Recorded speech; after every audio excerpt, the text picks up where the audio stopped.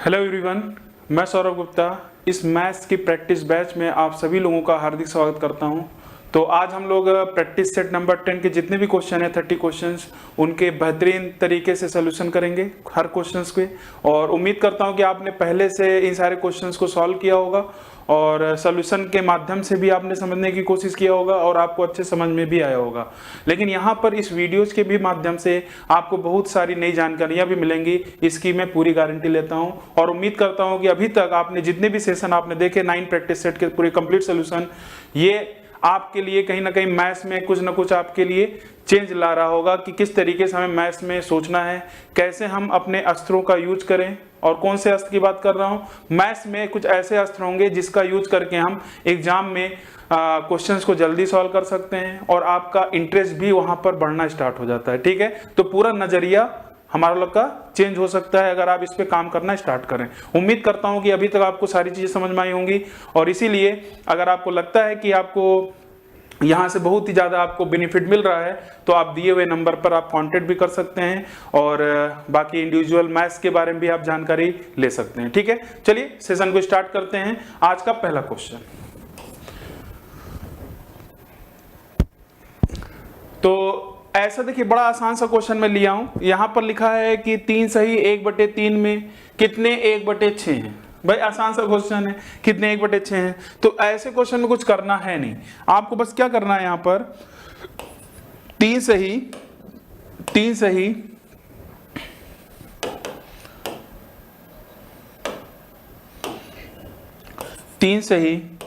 1/3 में आप क्या करिए 1/6 से भाग दे दीजिए। डायरेक्ट आपको ये पता चल जाएगा इसमें कितने 1/6 हैं। तो इसको अगर आप सॉल्व करोगे तो आएगा 3 त्रिक का 9, 1 10, 10/3। और अगर मैं इसको पलट दूं तो यह आ जाएगा 6/1। तो 3 दूनी 6, 10 दूनी 20। तो 1/6 कितने हैं, इसमें 20 हैं। सिंपल सा क्वेश्चन है, छोटा सा क्वेश्चन है, लेकिन कुछ चीजें आपको ध्यान भी रखनी है। छोटे क्वेश्चन भी एग्जाम में पूछ लिए जाते हैं।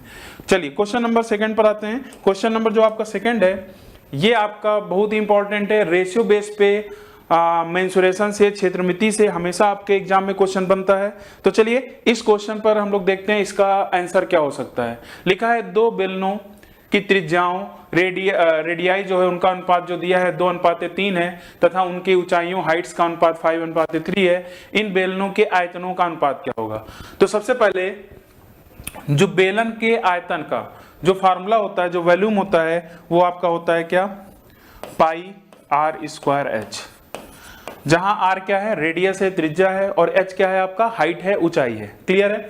तो यहां पर आपको क्या करना है क्योंकि यहां पर रेडियाई का अनुपात दिया है और 2 बेलन है, तो मैं क्या करूंगा, मैं इसको इस तरीके से करूंगा। डायरेक्ट हमें अगर रेशियो ही निकालना है, मैं डायरेक्ट क्या करूंगा, V1/V2। ठीक है। अब अगर आप ध्यान दें पाई वाला जो है वो कांस्टेंट है, तो दोनों अगर ऊपर नीचे रहेगा तो कट जाएगा। तो हम लोग क्या लिख सकते हैं, R1/R2 का होल स्क्वायर, क्योंकि πr²h होता है, और इसके अलावा H1/H2। सारी वैल्यूज आपको पता है, यहां पर रख दो। R1 और R2 का जो रेशियो दिया है वो आपका दिया है 2/3, तो 2/3 का होल स्क्वायर, मतलब 2/3 का होल स्क्वायर मतलब 2/3 आपको 2 बार लिखना है। H1 और H2 का जो रेशियो दिया है वो क्या दिया है, 5:3 दिया है, मतलब 5/3 दे दिया है। तो यहां से अगर इसको आप सॉल्व करेंगे तो आ जाएगा, कुछ कट है नहीं रहा, 2 दूनी 4 पंजे 20, तो हमारा आ जाएगा 20/3 का क्यूब मतलब 27। तो आयतनों का जो अनुपात होगा बेलन के वो आपका आ जाएगा कितना, 20:27, 20:27। तो ये आपका आंसर को क्या होगा, यहाँ पर बी ऑप्शन होगा। ठीक है, अच्छे से आपको समझ में आ रहा होगा। चलिए अब बढ़ते हैं क्वेश्चन नंबर 3 पर। जो भी कांस्टेंट रहेगा उसको हम रेशियो निकालते समय काट देंगे। ठीक है, ये देखिए ये एज रिलेटेड प्रॉब्लम है और एज रिलेटेड प्रॉब्लम आपके एग्जाम में हमेशा पूछे जाते हैं। तो मैं इसको यहाँ पर आपको 2 तरीके से आपको समझाने की कोशिश करता हूँ। और एक तो आपका जो बेसिक तरीका है, एक्स और मान के कुछ नहीं करना है, मैं डायरेक्ट आपको एक बेसिक तरीका, बहुत जबरदस्त तरीका बताऊंगा। उसके अलावा रेशियो बेस के कॉन्सेप्ट्स को हम किस अस्त्र से निपटाने वाले हैं आपको अब तो पता चल ही गया होगा। हम लोग यहां पर यूज करेंगे कॉन्सेप्ट ऑफ मल्टीपल। क्या यूज करने वाले हैं, कॉन्सेप्ट ऑफ मल्टीपल, गुणज का कॉन्सेप्ट। ठीक है, कॉन्सेप्ट ऑफ मल्टीपल। आखिर मल्टीपल का यूज इतना इंपॉर्टेंट क्यों है, आपको खुद ही पता चल गया होगा। और ऐसा हो ही नहीं सकता अगर आप मैथ्स का सेक्शन आप देख रहे हो तो वहां रेशियो ना दिया रहे, क्योंकि जहां भी अगर रेशियो दिया है या फ्रैक्शन भी दिया है या आपका परसेंटेज ही क्यों ना दिया हो, उन सभी जगहों पर हम लोग कॉन्सेप्ट ऑफ मल्टीपल, और कॉन्सेप्ट ऑफ मल्टीपल का यूज हो रहा है तो डिविजिबिलिटी रूल को भी आपको ध्यान में रखना है। ठीक है, तो यहां पर क्वेश्चन पहले एक बार पढ़ लिया जाए। लिखा है हरि तथा श्याम की आयु का अनुपात ये दिया है, 4 वर्ष बाद उनकी आयु का जो अनुपात है 3:4 होगा। हरि की वर्तमान आयु क्या दिया है, ठीक है, हरि और श्याम की जो वर्तमान आयु का अनुपात दिया है वो क्या दिया है 5:7। तो हरि जो है वो क्या है 5 का मल्टीपल है। हरि का वर्तमान आयु पूछ रहा है तो हरि क्या होगा 5 का मल्टीपल होगा। तो हम सबसे पहला काम क्या कर रहे हैं, कुछ क्वेश्चन में सॉल्व करने की जरूरत नहीं है। सबसे पहला काम क्या होगा कि आप दिए हुए ऑप्शन में ये चेक करिए, क्योंकि 5 का मल्टीपल मतलब 5 का पहाड़ा बस आपको पढ़ना है, कौन से 5 के पहाड़े में आता है, टेबल में आता है। ठीक है, तो आप बोलोगे कि सर 28 5 के टेबल में नहीं आता और 33 नहीं आता। तो हमने क्या किया, पहले ही इसको चेक करके हमने 2 ऑप्शन को तुरंत देखते ही एलिमिनेट कर दिया, देखते ही 2 ऑप्शन को एलिमिनेट कर दिया। अब क्या होगा, अब क्या होगा उसके बारे में समझते हैं। मान लेता हूं, ध्यान दीजिएगा, मान लेता हूं कि हमारा आंसर 30 वर्ष है, 5 अंक 30। ध्यान दीजिएगा, वर्तमान एज कितना है 30 वर्ष है, किसका पूछा है हरि का। इसका मतलब अगर वर्तमान अगर 30 है, 30 वर्ष है, ठीक है, तो यहां देखिए क्या लिखा है 4 वर्ष बाद उनकी जो आयु का अनुपात है वो 3:4 हो जाता है। अब हरि जो होगा अगर मैं इसमें वर्तमान में अगर 4 साल जोड़ दूंगा तो इसके 4 साल बाद का एज आ जाएगा, तो 30 4 कितना हो जाएगा 34। इसका मतलब 30 4 जब 34 होगा तो 100% वो 3 से कटना चाहिए, वो 3 से कटना चाहिए अगर ये 30 वर्ष आंसर है। तो यहां पर अगर आप ध्यान दें, यहां पर आप ध्यान दें, जब 3 से आप काटोगे तो ये कटेगा नहीं। इसका मतलब आपने क्या देख लिया, इसको भी आपने एलिमिनेट कर दिया। तो हमारा आंसर क्या बचा, एक ही ऑप्शन है 20 वर्ष। चेक भी कर सकते हो, 4 साल जोड़ लीजिए, 100% वो 3 से कटेगा। 20 4 24, 3 से कट गया, हमारा आंसर आ गया। मजा आया कि नहीं आया। तो इस तरीके से आप अपनी स्पीड के साथ एक्यूरेसी भी बना सकते हैं। ठीक है, अब इसके कॉन्सेप्ट पर आते हैं। ठीक है, ये मैंने बुक में नहीं दिया था, लेकिन कुछ चीजें मैंने बताई भी थी कि आपको वीडियो के माध्यम से मिल जाएगा। बाकी बहुत सारी चीजें मैंने बुक में दी है जो आप और भी अगर मार्केट में जाएंगे तो वो सब वहां पर आपको नहीं मिलने वाला है। ठीक है, यहां पर आपको सारी चीजें मिल जा रही है। ठीक है, तो यहां पर देखिएगा हरि तथा श्याम की आयु का अनुपात दिया है। ठीक है, तो मैं यहां पर प्रेजेंट एज का अनुपात लिख लिया 5:7, और 4 वर्ष बाद का लिख लिया। 4 वर्ष बाद का जो अनुपात है हरि और श्याम, 4 वर्ष बाद का जो अनुपात है वो कितना दिया है 3:4। अब समझिएगा, मैंने बताया भी है जब भी अगर ऐसा क्वेश्चन आता है तो सबसे पहला आपका काम क्या है कि इनके बीच का डिफरेंस आपको देखना है, और इनके बीच का डिफरेंस क्या है 2 का है, और यहाँ कितने का है 1 का है। तो सबसे पहले इनके बीच का जो डिफरेंस है उसको समान करना है, समान करना है। तो अगर यहाँ 2 का डिफरेंस है, यहाँ 1 का है, तो क्यों ना मैं जो नीचे वाला जो 1 का डिफरेंस है इसको भी 2 का डिफरेंस बना लूं। तो मैं क्या करूंगा, मतलब 2 से इसमें मल्टीप्लाई कर दूंगा, तो ये बन जाएगा 2 3 6 2 4 8। अब आप देखिए इसमें भी डिफरेंस 2 का है और इसमें भी डिफरेंस 2 का है। बस जैसे ही आप समान करोगे, अब इसमें आप चेक कर लो 5 और 6 का अंतर कितने का है 1 का है, तो यही जो 1 यूनिट होगा यही आपका 4 वर्ष के बराबर होगा, क्योंकि 4 वर्ष बाद ये रेशियो हो रहा है। तो 1 यूनिट बराबर 4। तो हमसे पूछा क्या था वर्तमान, तो सीधी बात है, तो 5 यूनिट की वैल्यू कितनी आ जाएगी, और यही आपका आंसर हो जाएगा। तो यहां पर आप हर एक क्वेश्चन का जवाब दे सकते थे, चाहे आपसे श्याम का भी पूछ लेता तो हम बता देते, 7 चौक 28 हो जाता। एक ऑप्शन देखिए 28 भी है। ठीक है, उसके अलावा अगर आपसे पूछा होता कि कौन सा 4 साल बाद का अगर एज पूछा होता तब भी हम बता देते, इसमें 4 जोड़ देते, 24 ये हो जाता, 28 में 4 जोड़ देते क्या आ जाता 32 आ जाता। क्लियर है, समझ में आ रहा है नहीं आ रहा है। तो इस तरीके से आप ऐसे क्वेश्चन को आसान बना सकते हैं और आपको यहां पर मजा भी आ रहा होगा। चलिए क्वेश्चन नंबर आते हैं 4th पर। और ऐसा क्वेश्चन मैं कई बार आपसे बोला है कि इतनी बार एग्जाम में आया है कि आप काउंट भी नहीं कर सकते। मैं चाहे एसएससी की बात करूं, एसएससी में बहुत सारे एग्जाम होते हैं, सीएचएसएल का हो गया 10+2 जिसे हम बोलते हैं, सीजीएल का हो गया, एमटीएस का हो गया। तो हर एग्जाम में लगभग एग्जाम में क्वेश्चन पूछा जाता है, चाहे आप सीडीएस का एग्जाम ले लो, रेलवे का एग्जाम ले लो, और भी बहुत सारे जो मिनी मोर एग्जाम है, यूपीएसआई हो गए, और भी जो स्टेट गवर्नमेंट के एग्जाम होते हैं, ठीक है, टेट, सुपर टेट, टीचिंग क्षेत्र में, उन सभी जगह खासतौर से ये आपका क्वेश्चन कहां पर फेवरेट और बन जाता है, आपके जो सीसेट के एग्जाम होते हैं, जो आपका यूपीएससी का एग्जाम होता है, ठीक है, आईएएस और पीसीएस के एग्जाम में भी ऐसे क्वेश्चन कई बार पूछे गए हैं। तो इसको आप अच्छे से नोट कर लो, और इसी तरीके से आप करेंगे तो बड़े आसानी के साथ जल्दी आंसर भी कर सकते हैं और आपकी गलती भी नहीं होगी, ठीक है। तो तरीका क्या होगा समझिएगा ध्यान से। यहां पर क्या क्या दिया है उस इंफॉर्मेशन को लिखते हैं। 2200 रुपए की कीमत की साड़ी पर सुनीता कितना मूल्य अंकित करे, ठीक है, ताकि 12% की छूट देने के बाद 26% का लाभ हो जाए।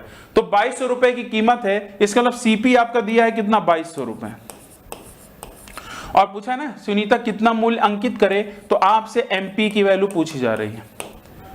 अब यहां पर एक फार्मूला होता है जो आपको ध्यान रखना है, और ये भी जब पूरी क्लास चलती है तो यहां पर ये भी बताया जाता है ये कहां से आता है, लेकिन अभी ये प्रैक्टिस चल रहा है, प्रैक्टिस बैच है, तो आपको यहां पर जो चीजें आपको करनी है अप्लाई, वो चीज आपको बस यहां पर नोट करना है और एग्जाम में अप्लाई करना है। एमपी अपॉन सीपी का जो रेशियो होता है, ध्यान रखिएगा, मैंने ई बुक में भी ये चीज दिया भी है, 100 माइनस 100। देखिए एमपी के सामने कंफ्यूज ना होइएगा, एमपी के सामने कभी भी डिस्काउंट वाला नहीं होगा, एमपी के सामने आपका प्रॉफिट और या लॉस वाला होगा। अगर लॉस होगा तो हम माइनस में रिप्रेजेंट करेंगे, और अगर प्रॉफिट है तो आप प्लस पी में करोगे, कि यहां पे प्रॉफिट हो रहा है तो 100 प्लस 26, ये आपका परसेंट में रहेगा, ध्यान रखिएगा।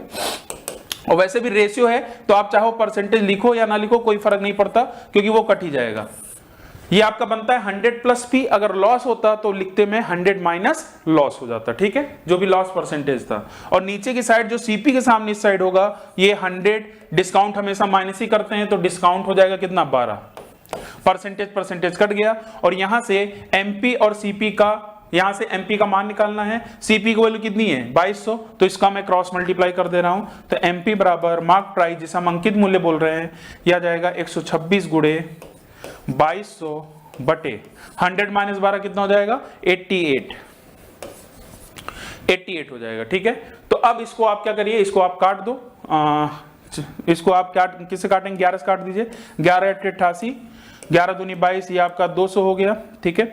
यहां से अगर आप ध्यान दें तो यहां से आपका 8 से भी कट जाएगा, 8 दूनी 16, 8 5 40, 8 5 40। अब यहां पर आपका बचा क्या, 126 गुणे 25।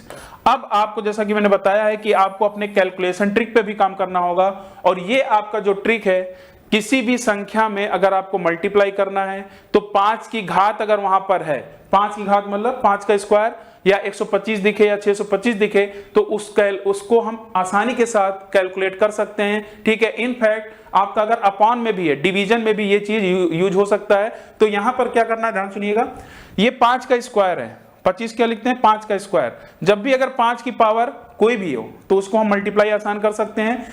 5 का स्क्वायर मतलब यहां पर 25 होता है, तो आपको तुरंत आपको ध्यान रखना है 5 का स्क्वायर है मतलब 5 की पावर 2 है, तो 2 की पावर 2 आपको ध्यान रखना है। तो 2 की पावर 2 मतलब 4 से इसमें भाग दे दो। जब 4 से इसमें भाग दोगे तो ये आएगा 4 3 12, 4 3 12, फिर 4 1 कम 4, 4 5 20, मतलब ये 31.5 आएगा, और इसके बाद गुणे 100 कर देंगे तो 3150 आ जाएगा, ठीक है। ये ट्रिक था, बस समझाने में टाइम लगा, बाकी अगर आप यूज करना स्टार्ट कर दिए तो ऐसे सारे क्वेश्चंस को लास्ट मोमेंट पे भी आप यहां पर स्पीड बना सकते हैं, और ठीक है। तो ऐसी चीजें आपको यूज करनी है, और हमारे साथ जुड़े रहिए और आपको बहुत फायदा यहां पर मिलेगा, ठीक है।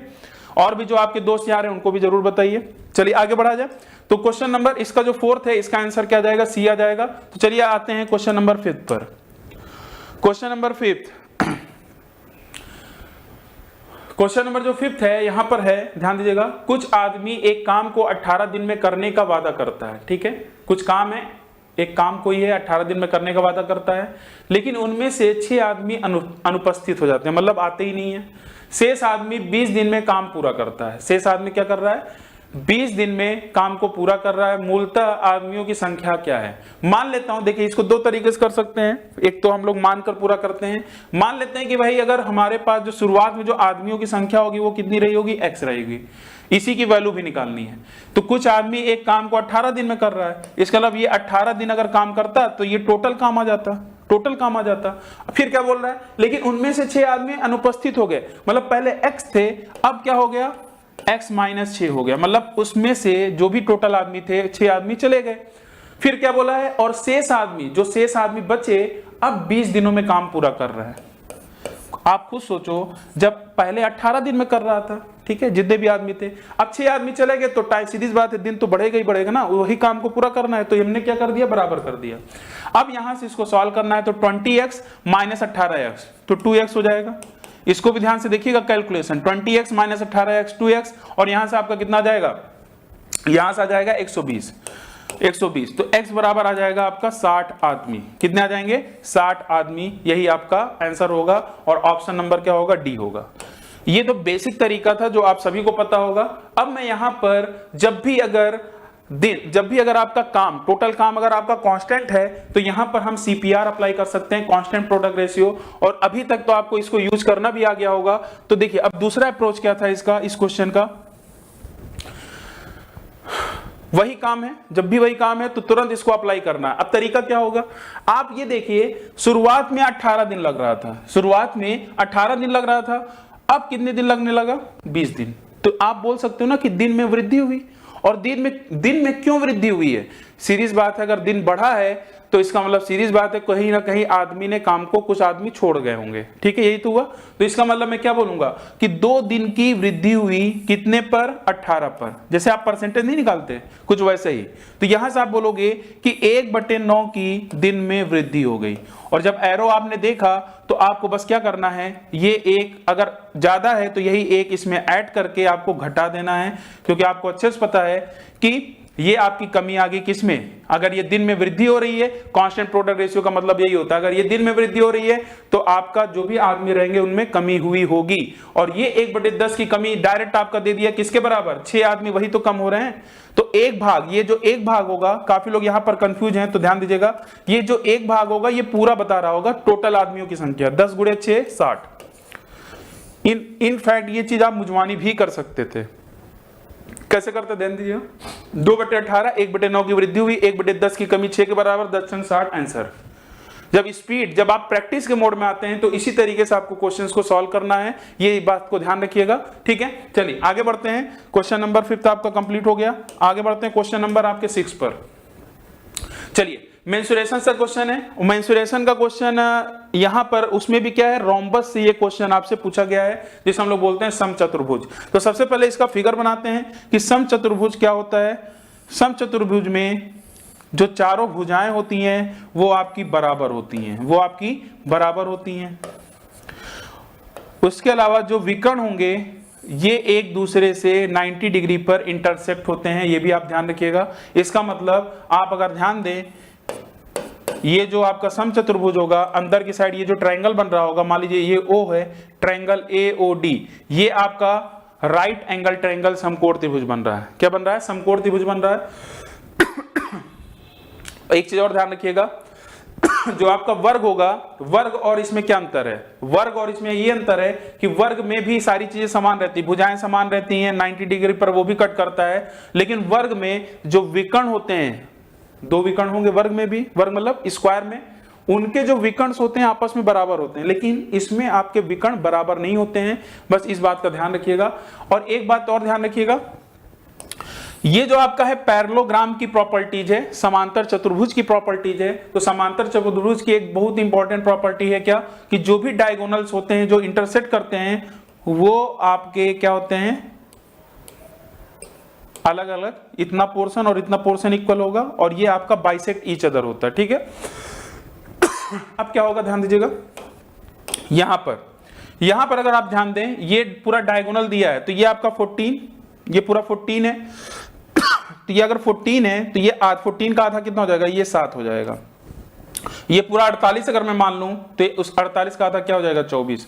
तो पाइथागोरियन ट्रिपलेट से, और बहुत इंपॉर्टेंट पोर्शन है एडवांस मैथ्स में, जैसे अर्थमेटिक वाले ने डिविजिबिलिटी रूल को बड़े अच्छे से यूज किया है, ठीक है, डिजिट सम का यूज किया है। ऐसे ही आपके एडवांस पोर्शन में पाइथागोरियन ट्रिपलेट का एक बहुत ही महत्वपूर्ण भूमिका है। अगर आप इसको यूज करना सीख गए क्योंकि आपको बस आता है, लेकिन इसको जब आप अप्लाई करना सीखते हैं तो बहुत सारी चीजें चेंजेज आती हैं आपके लाइफ में मैथ्स से रिलेटेड में, ठीक है, मैथ्स के पोर्शन में। तो अगर ये 7 24 दिखा तो सीधी बात है जो तीसरी भुजा होती है वो 25 होती है पाइथागोरियन ट्रिपलेट से। आप चाहो तो निकाल भी सकते हो, 7 का स्क्वायर प्लस 24 का स्क्वायर बराबर कर्ण का स्क्वायर, तो डायरेक्ट आपका 25 आ जाएगा, ठीक है। और जैसे ही एक भुजा 25 आया तो आपको पता है कि पेरीमीटर जो परिमिति होती है, जिसे हम बोलते हैं परिमाप भी बोल सकते हैं, तो वो क्या होता है, चारों भुजाओं को एक बार सम कर दीजिए, या डायरेक्ट आपके अगर ये 25 निकल गया है गुणे 4 कर दीजिए, डायरेक्ट आपका आंसर क्या आ जाएगा 100 सेंटीमीटर। कितना आ जाएगा 100 सेंटीमीटर। तो ऑप्शन क्या हो जाएगा, ए ऑप्शन आपका ये हो जाएगा, ठीक है। आप चाहें तो स्क्रीनशॉट यहां से ले सकते हैं, एक बार आप चाहें स्क्रीनशॉट ले लीजिए।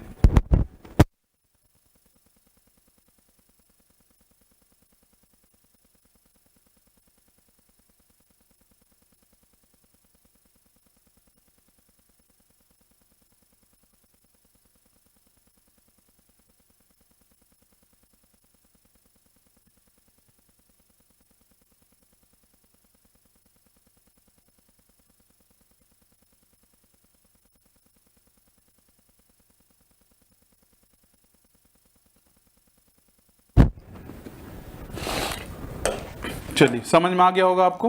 अब आते हैं क्वेश्चन नंबर 7 पर। बहुत ही अच्छा क्वेश्चन, रिमाइंडर थ्योरम का ये आपका क्वेश्चन है। क्वेश्चन ये है इस तरीके से आपका देखिए 4 4 करके दिया है, 9 को 9 से विभाजित किया जाता है तो शेषफल क्या आएगा। तो देखिए जब भी इतने बड़े नंबर्स दिए रहे ना, घबराना नहीं है। इसको मैं पहले लिख कर आपको समझाता हूं। इस तरीके से दिया गया है,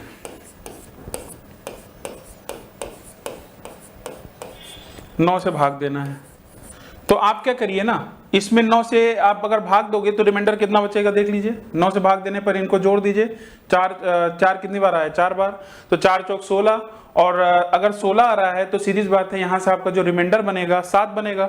या 7 लिखो या -2 लिखो, बात एक ही है, ठीक है।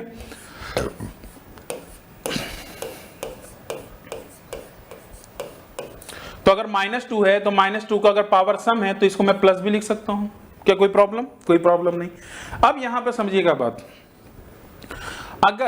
अगर यहां पर 2 और 9 अगर ये आपके को प्राइम नंबर हैं, अगर ये को प्राइम नंबर है, सहभाज्य संख्या है, तो यहां पर हम टोसेंट मेथड अप्लाई कर सकते हैं। टोसेंट मेथड क्या होता है इसको थोड़ा समझिएगा, जिसे हम लोग बोलते हैं साइक्लिसिटी। टोसेंट मेथड जो होगा, जो टोसेंट होता है वही आपको हम साइक्लिसिटी भी बोल सकते हैं। तो 9 की जो साइक्लिसिटी निकालने का तरीका होगा वो क्या होगा, तो सबसे पहले 9 का आप फैक्टर कर लो, 3 × 3 प्राइम नंबर में आपने ब्रेक कर लिया। अब आपको क्या करना है, ऐसे लिखिए 9 गुणे 1 - 1/3। एक बार देखिए, अगर 2 बार 3 है या 3 बार 3 है तो एक ही बार ऐसा लिखना है। अगर जैसे 6 होता तो 2 गुणे 3 होता, तो मैं लिखता 1 - 1/2, फिर ब्रैकेट में 1 - 1/3, ठीक है। तब टोसेंट हम ऐसे निकालते हैं। तो इसको जब सॉल्व करेंगे तो आएगा 9 गुणे 2/3। हो सके तो ये सारी चीजें याद भी रखिए। तो यहां पर इसका जो टोसेंट निकल कर आया, साइक्लिसिटी निकल कर आया, वो क्या निकल कर आया 6। अब इसका तरीका क्या होता है, इसका मतलब ये जो तरीका होगा पावर्स को कम करने के लिए है, क्योंकि जैसे आप इसमें 6 से जब भाग दोगे तो यहां से जब 6 से भाग दोगे तो यहां से कितना आ जाएगा, 6 × 6 = 42, 6 चौक 24, तो 4 बच जाएगा। इसका मतलब जो 4 बचेगा ना, तो ये 6 से भाग देने पर ये आपका कन्वर्ट होकर ये छोटा हो गया। बाकी जो आपके पूरे कट गए थे उसकी वैल्यूज क्या हो जाएगी, 1 हो जाएगी। यही आपका टोसेंट वाला अप्रोच होता है। ये आपका आ जाएगा 16/9, और 16/9 में अब आप भाग दोगे तो रिमाइंडर कितना आ जाएगा, 7 आ जाएगा। तो इस क्वेश्चन का जो सही जवाब है वो क्या हो जाएगा, सी ऑप्शन, सी ऑप्शन। बाकी एक तरीका और हो सकता था कि आप 2 को 8 बना लो, 2 को 8 बनाकर भी आप कर सकते हो, लेकिन टोसेंट मेथड आपका बेस्ट है। अगर इस तरीके से करेंगे बहुत ही जल्दी बड़े बड़े क्वेश्चन को भी आप आसान बना सकते हैं। क्वेश्चन नंबर आते हैं 8। तो इसका आंसर क्या जाएगा, 7 आ जाएगा, ठीक है। चलिए क्वेश्चन नंबर 8 पे आ जाइएगा। जो क्वेश्चन नंबर 8 है इस पे आपसे पूछा गया है, ये सिंप्लीफिकेशन का क्वेश्चन है और बहुत ही इंपॉर्टेंट है, कई बार आपके एग्जाम में पूछा गया है। तो इसके लिए डायरेक्ट आप एक फार्मूला लिख लीजिए और जहां से आपकी ये सारी चीजें क्या हो जाएंगी, आसान हो जाएंगी, ठीक है। तो वो फार्मूला क्या होगा, इसको हम लोग देखते हैं। जो इसका फार्मूला होगा ये होगा a+,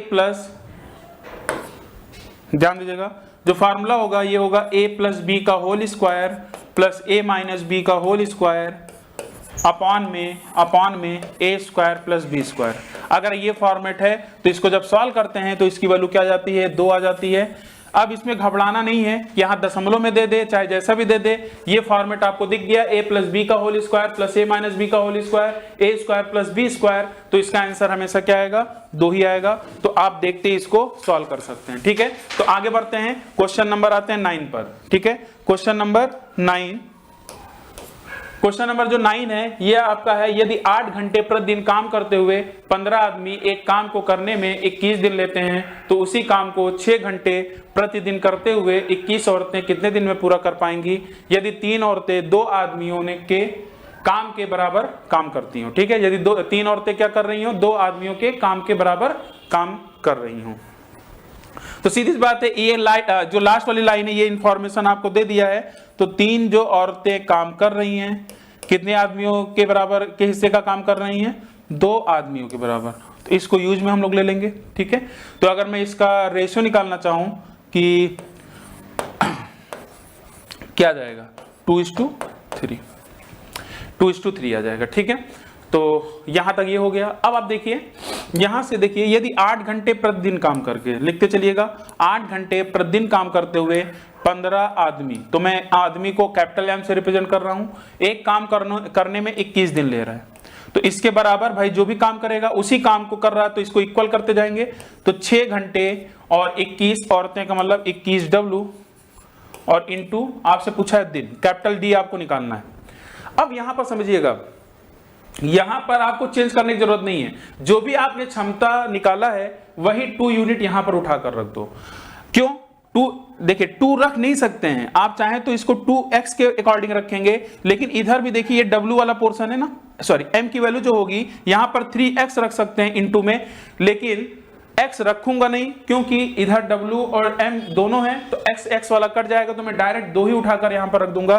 तो ये आपका जाएगा 8 गुणे 15 गुणे m की वैल्यू कितनी है 3 इंटू 21 बराबर 6 गुणे 21, w की वैल्यू कितनी है 2 यूनिट, ये जो क्षमता है। यहां से बस आप इसको सॉल्व करना है, इसको सॉल्व कर लेना है। तो यहां से आप देखिए 21 से 21 कट जाएगा। ठीक है, यहां से देखेंगे 3 दूनी 6 और ये देखिए 2 दूनी 4, 4 दूनी 8, तो हमारा जो आंसर आ जाएगा डी बराबर 30 दिन। कितना आएगा 30 दिन, यही आपका आंसर होगा। उम्मीद करता हूं आपको अच्छे से समझ में आ गया होगा ये क्वेश्चन। ठीक है, आप इसका चाहें तो स्क्रीनशॉट ले लीजिएगा। चलिए, तो क्वेश्चन नंबर बढ़ते हैं 10 पर। क्वेश्चन नंबर जो आपका 10 है ये आपका है, आसान सा क्वेश्चन है, इसको आप करिए।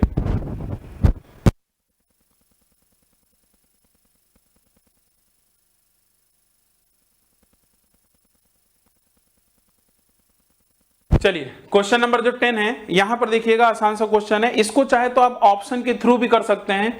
चलिए, यहां पर मैं दोनों तरीके से आपको बताने की कोशिश करता हूं। यहां लिखा है भिन्न जो दिया है 27/35 के अंश और हर दोनों में से कौन सी संख्या घटाई जाए ताकि यह क्या हो जाए 2/3 में आ जाए। ठीक है, तो इसको मैं पहले इक्वेशन के फॉर्म में लिख देता हूं।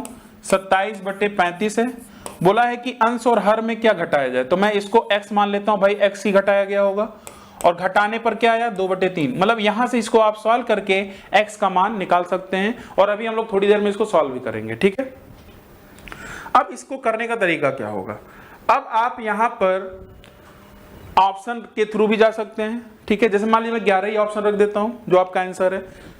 अगर मैं 11 रखूंगा तो 27 - 11 कितना होगा, देख लीजिए, 27 - 11 16 हो जाएगा।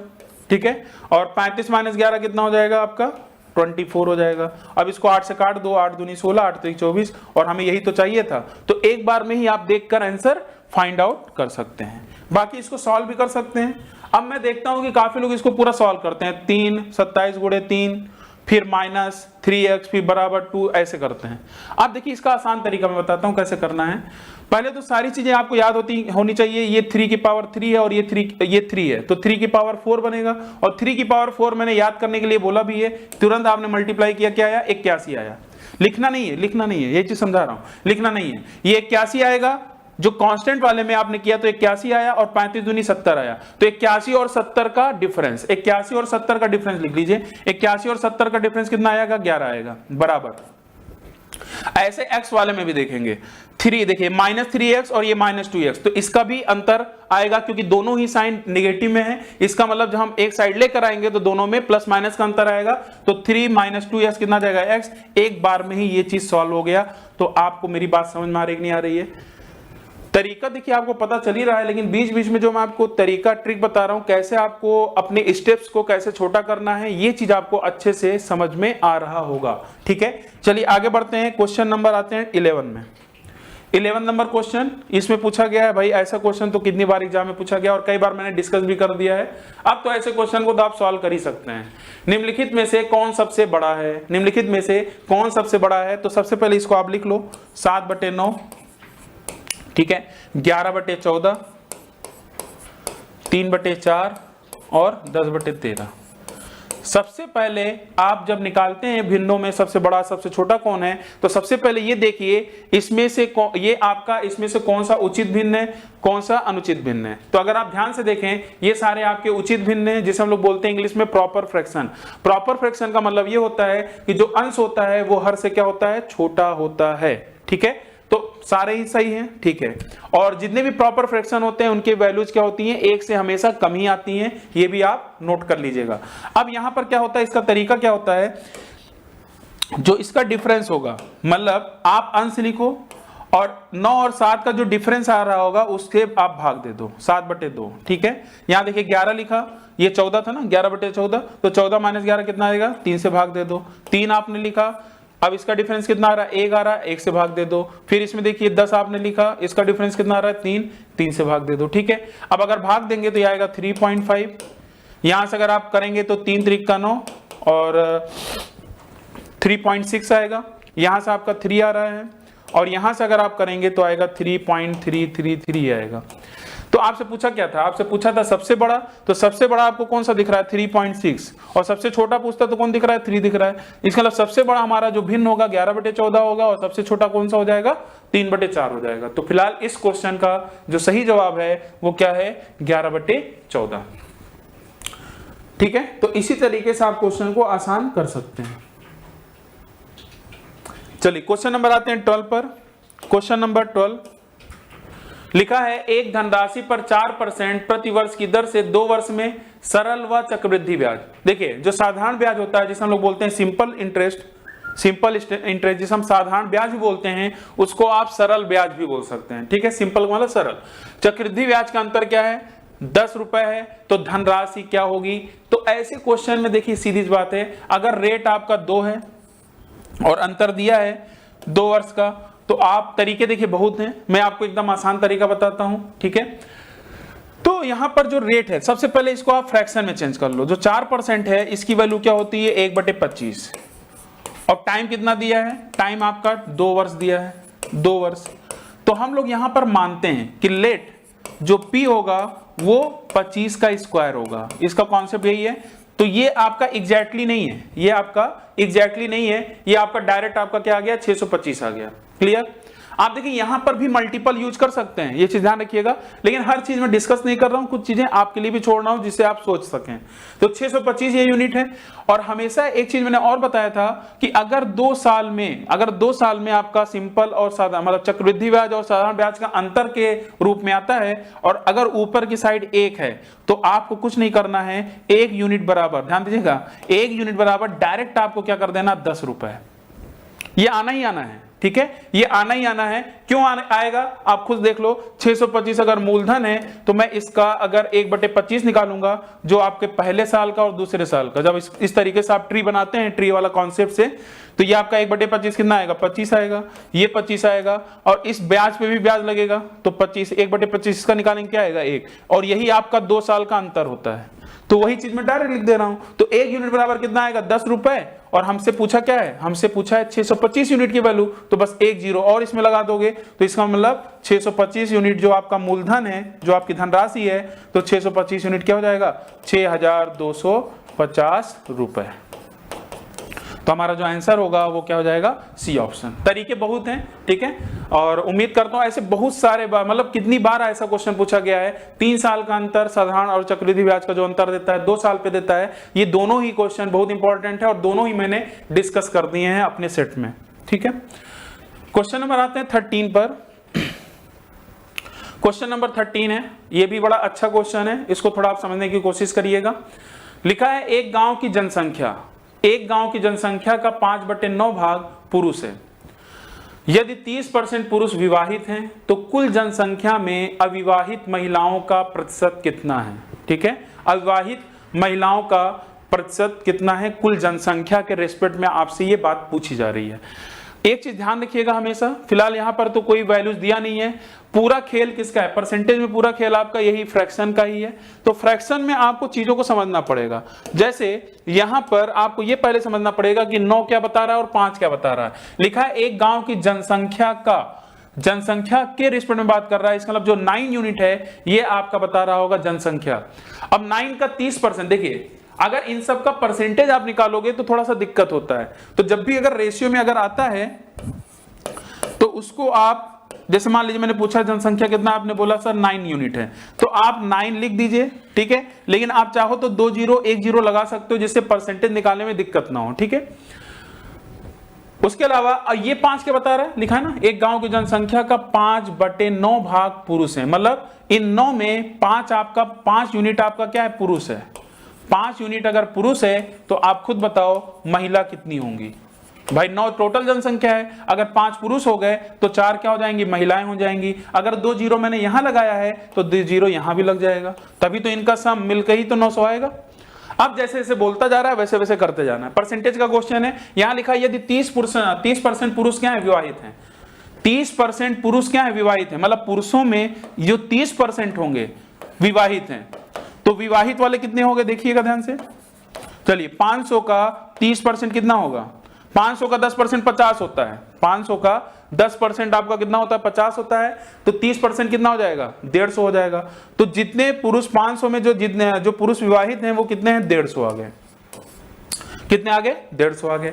अब यहां पर अगर ध्यान से मेरी बात को सुनिएगा, जो महिलाएं होंगी, महिलाएं तो 400 महिलाएं हैं। अगर ये विवाह, और फिर पूछा क्या है? लिखा है तो कुल जनसंख्या में अविवाहित महिलाओं का प्रतिशत कितना है? तो कुल जनसंख्या के रेस्पेक्ट में पूछ रहा है, तो कुल जनसंख्या तो मान लीजिए 900 तो है ही है, कुल जनसंख्या तो आपकी 900 है ही है, लेकिन पूछ रहा है अविवाहित कितनी महिलाएं हैं। अब ये बताइए, अगर 150 पुरुष विवाहित हैं और यहाँ 400 पूरी महिलाएं हैं, तो इसमें विवाहित और अविवाहित दोनों होंगे। तो इसका मतलब आप क्या बोलोगे? इसको देखते हुए ये आप पता लगा लोगे कि कहीं ना कहीं इस 400 में 150 क्या होंगी? विवाहित होंगी। तभी तो इस 150 आपके, तभी तो यहाँ पेयर बन पाएंगे।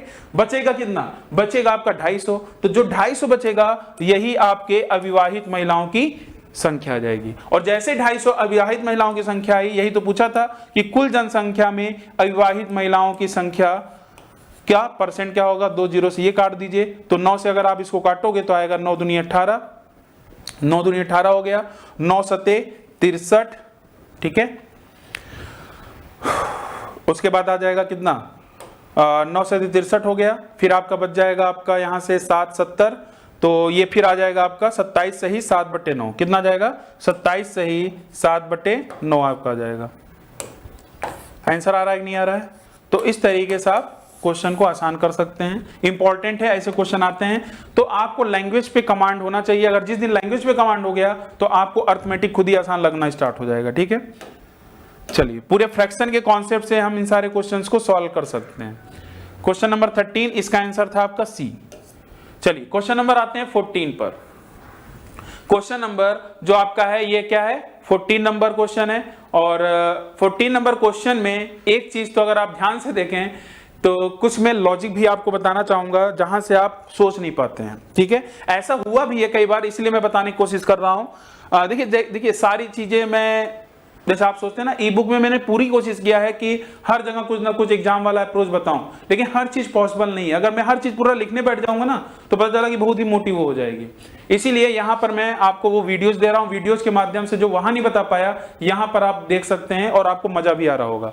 जैसे यहां पूछा है tan x का मान पूछा है। क्या पूछा है? tan x का मान पूछा है। अब आपको अगर टेबल याद है, वैसे टेबल याद होना चाहिए, तो ट्रिग्नोमेट्री में अगर आपको सारे टेबल से याद हैं तो tan x का मान क्या आपका √2 होगा, जो आप टेबल याद करते हैं, ठीक है, जो टेबल आप याद करते हैं। तो √2 तो आप पढ़े ही नहीं है, √2 तो आपका उसमें चला जाता है सेक कोसेक में। हाँ 1 हो सकता है। √3/2 होता है क्या? नहीं होता है। तो हमारे पास दो ऑप्शन बचे, या तो डी या तो बी। ऐसा हो सकता था, देखिए 50% ऑप्शन आपने देखते ही एलिमिनेट कर दिया, और ऐसा हुआ है, एग्जाम में पूछा गया क्वेश्चन है, वहां पर 3 के 3 ऑप्शन एलिमिनेट हो गए थे, यहीं से देखकर मैंने लगा दिया, मतलब इसको सॉल्व करने की जहमत भी नहीं उठाई।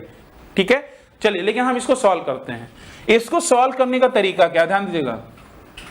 आपको जैसे स्कैन करना है, इसको जैसे आपने स्कैन किया, मैंने तुरंत क्या लिख रहा हूं, ध्यान दीजिएगा, मैं तुरंत लिख रहा हूं यहां पर कि साइन स्क्वायर x बराबर 1/4। ये आपको समझ में आया कि नहीं आया? और मुझे पूरी उम्मीद है कि आपको नहीं समझ में आया होगा। ठीक है, सभी की बात नहीं कर रहा हूं, जैसे देखिए जिनको अगर समझ में आ गया तो अच्छी बात है। तो आपको ये स्टेप लिखना आना चाहिए, और ये कब लिखना स्टार्ट करेंगे?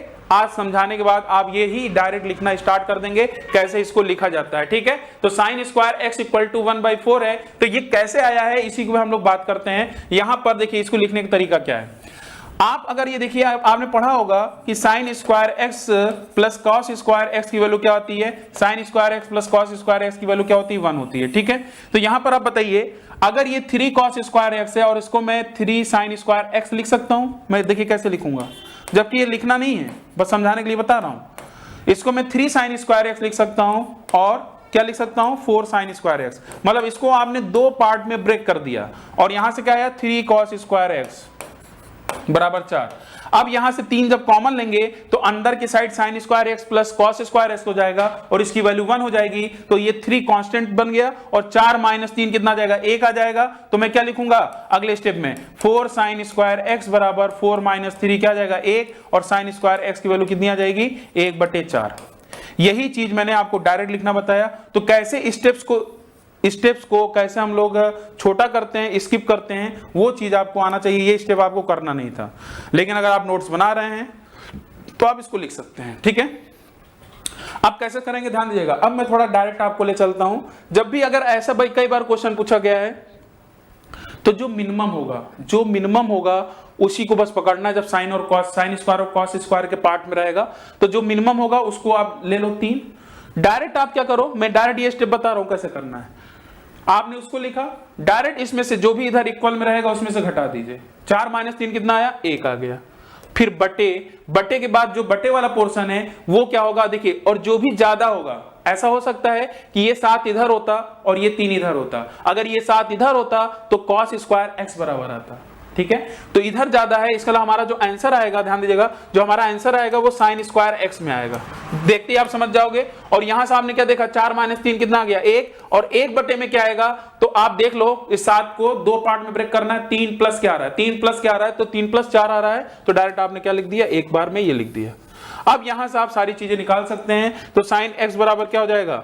1/2, और 1/2 किसकी वैल्यू होती है साइन x में? आप बोलोगे सर 30 डिग्री की वैल्यू, और आपसे 30 डिग्री का मान नहीं पूछा है। कई बार आपसे एंगल भी पूछता है तो आप लगा सकते हो, लेकिन यहां से आपसे पूछा है tan x का मान, और x का मान कितना है? 30 डिग्री, और tan 30 की वैल्यू क्या होती है? 1/√3।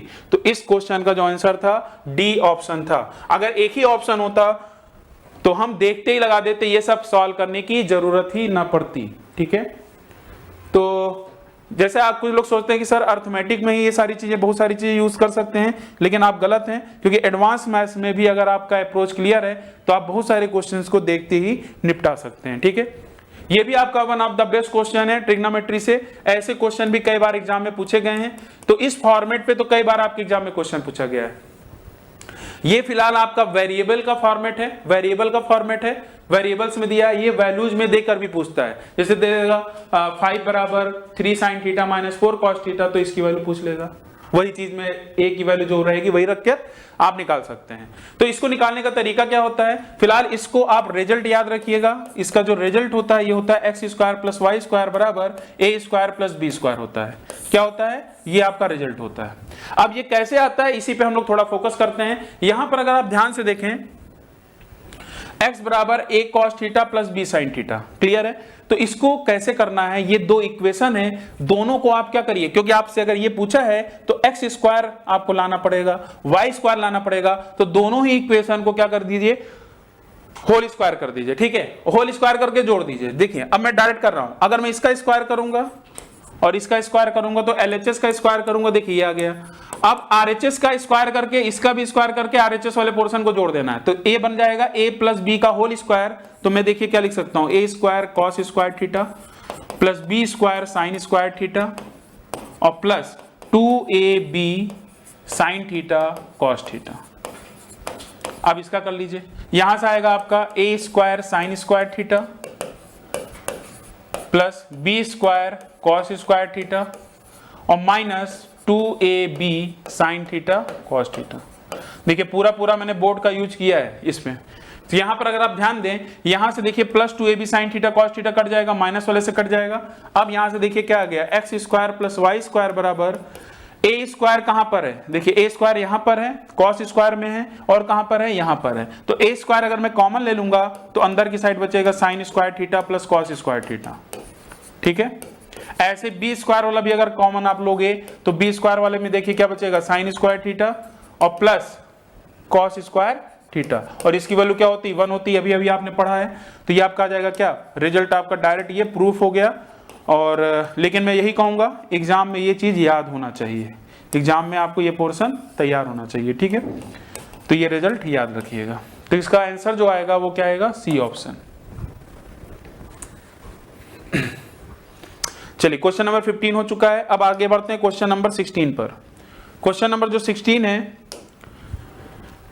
बड़ा अच्छा क्वेश्चन है, आसान सा क्वेश्चन है। यदि किसी आयत की प्रत्येक भुजा की माप को 200% बढ़ा दिया जाए तो क्षेत्रफल कितना बढ़ जाएगा। तो सीधी सी बात है, प्रत्येक भुजा का मतलब लंबाई को भी 200% बढ़ाया जा रहा है और चौड़ाई को भी 200% बढ़ाया जा रहा है। तो आप इसमें एरो मेथड से भी कर सकते हैं, फ्रैक्शन वाला मेथड भी है और भी बहुत सारे मेथड्स होते हैं। तो आपको अच्छे समझ में आ जाएगा। मान लीजिए 100 का मैं 200% बढ़ाता हूं, कितना आया, तो आप इसका 200 बढ़ाओगे तो ये आपका आ जाएगा कितना, 300 आ जाएगा, 300। अब फिर इसका जो भी आएगा फिर इसका 200% बढ़ा दो तो ये कितना आ जाएगा, इसका आ जाएगा 900। भाई 200, ये 200 मतलब 100 तो 300 है, 200 कितना आ जाएगा, 600। तो 300 में जब 600 जोड़ूंगा कितना आ जाएगा, 900 आ जाएगा। अब इसमें आप देख लो, हमेशा जो रिजल्टेंट निकलता है, ये आप एरिया तक पहुंच गए तो एरिया में कितने का डिफरेंस आ रहा है, 100 से 900 बढ़ रहा है, 100 से 900 बढ़ रहा है तो कितना बढ़ा, 800%। डायरेक्ट देखते ही लगा दिया 800%।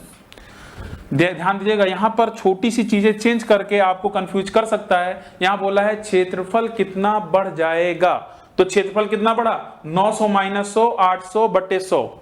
ठीक है, अगर ये बोलता कि अब क्षेत्रफल कितना हो जाएगा तो ध्यान रखिएगा, क्षेत्रफल तो आपका फिर 900 हो गया ना।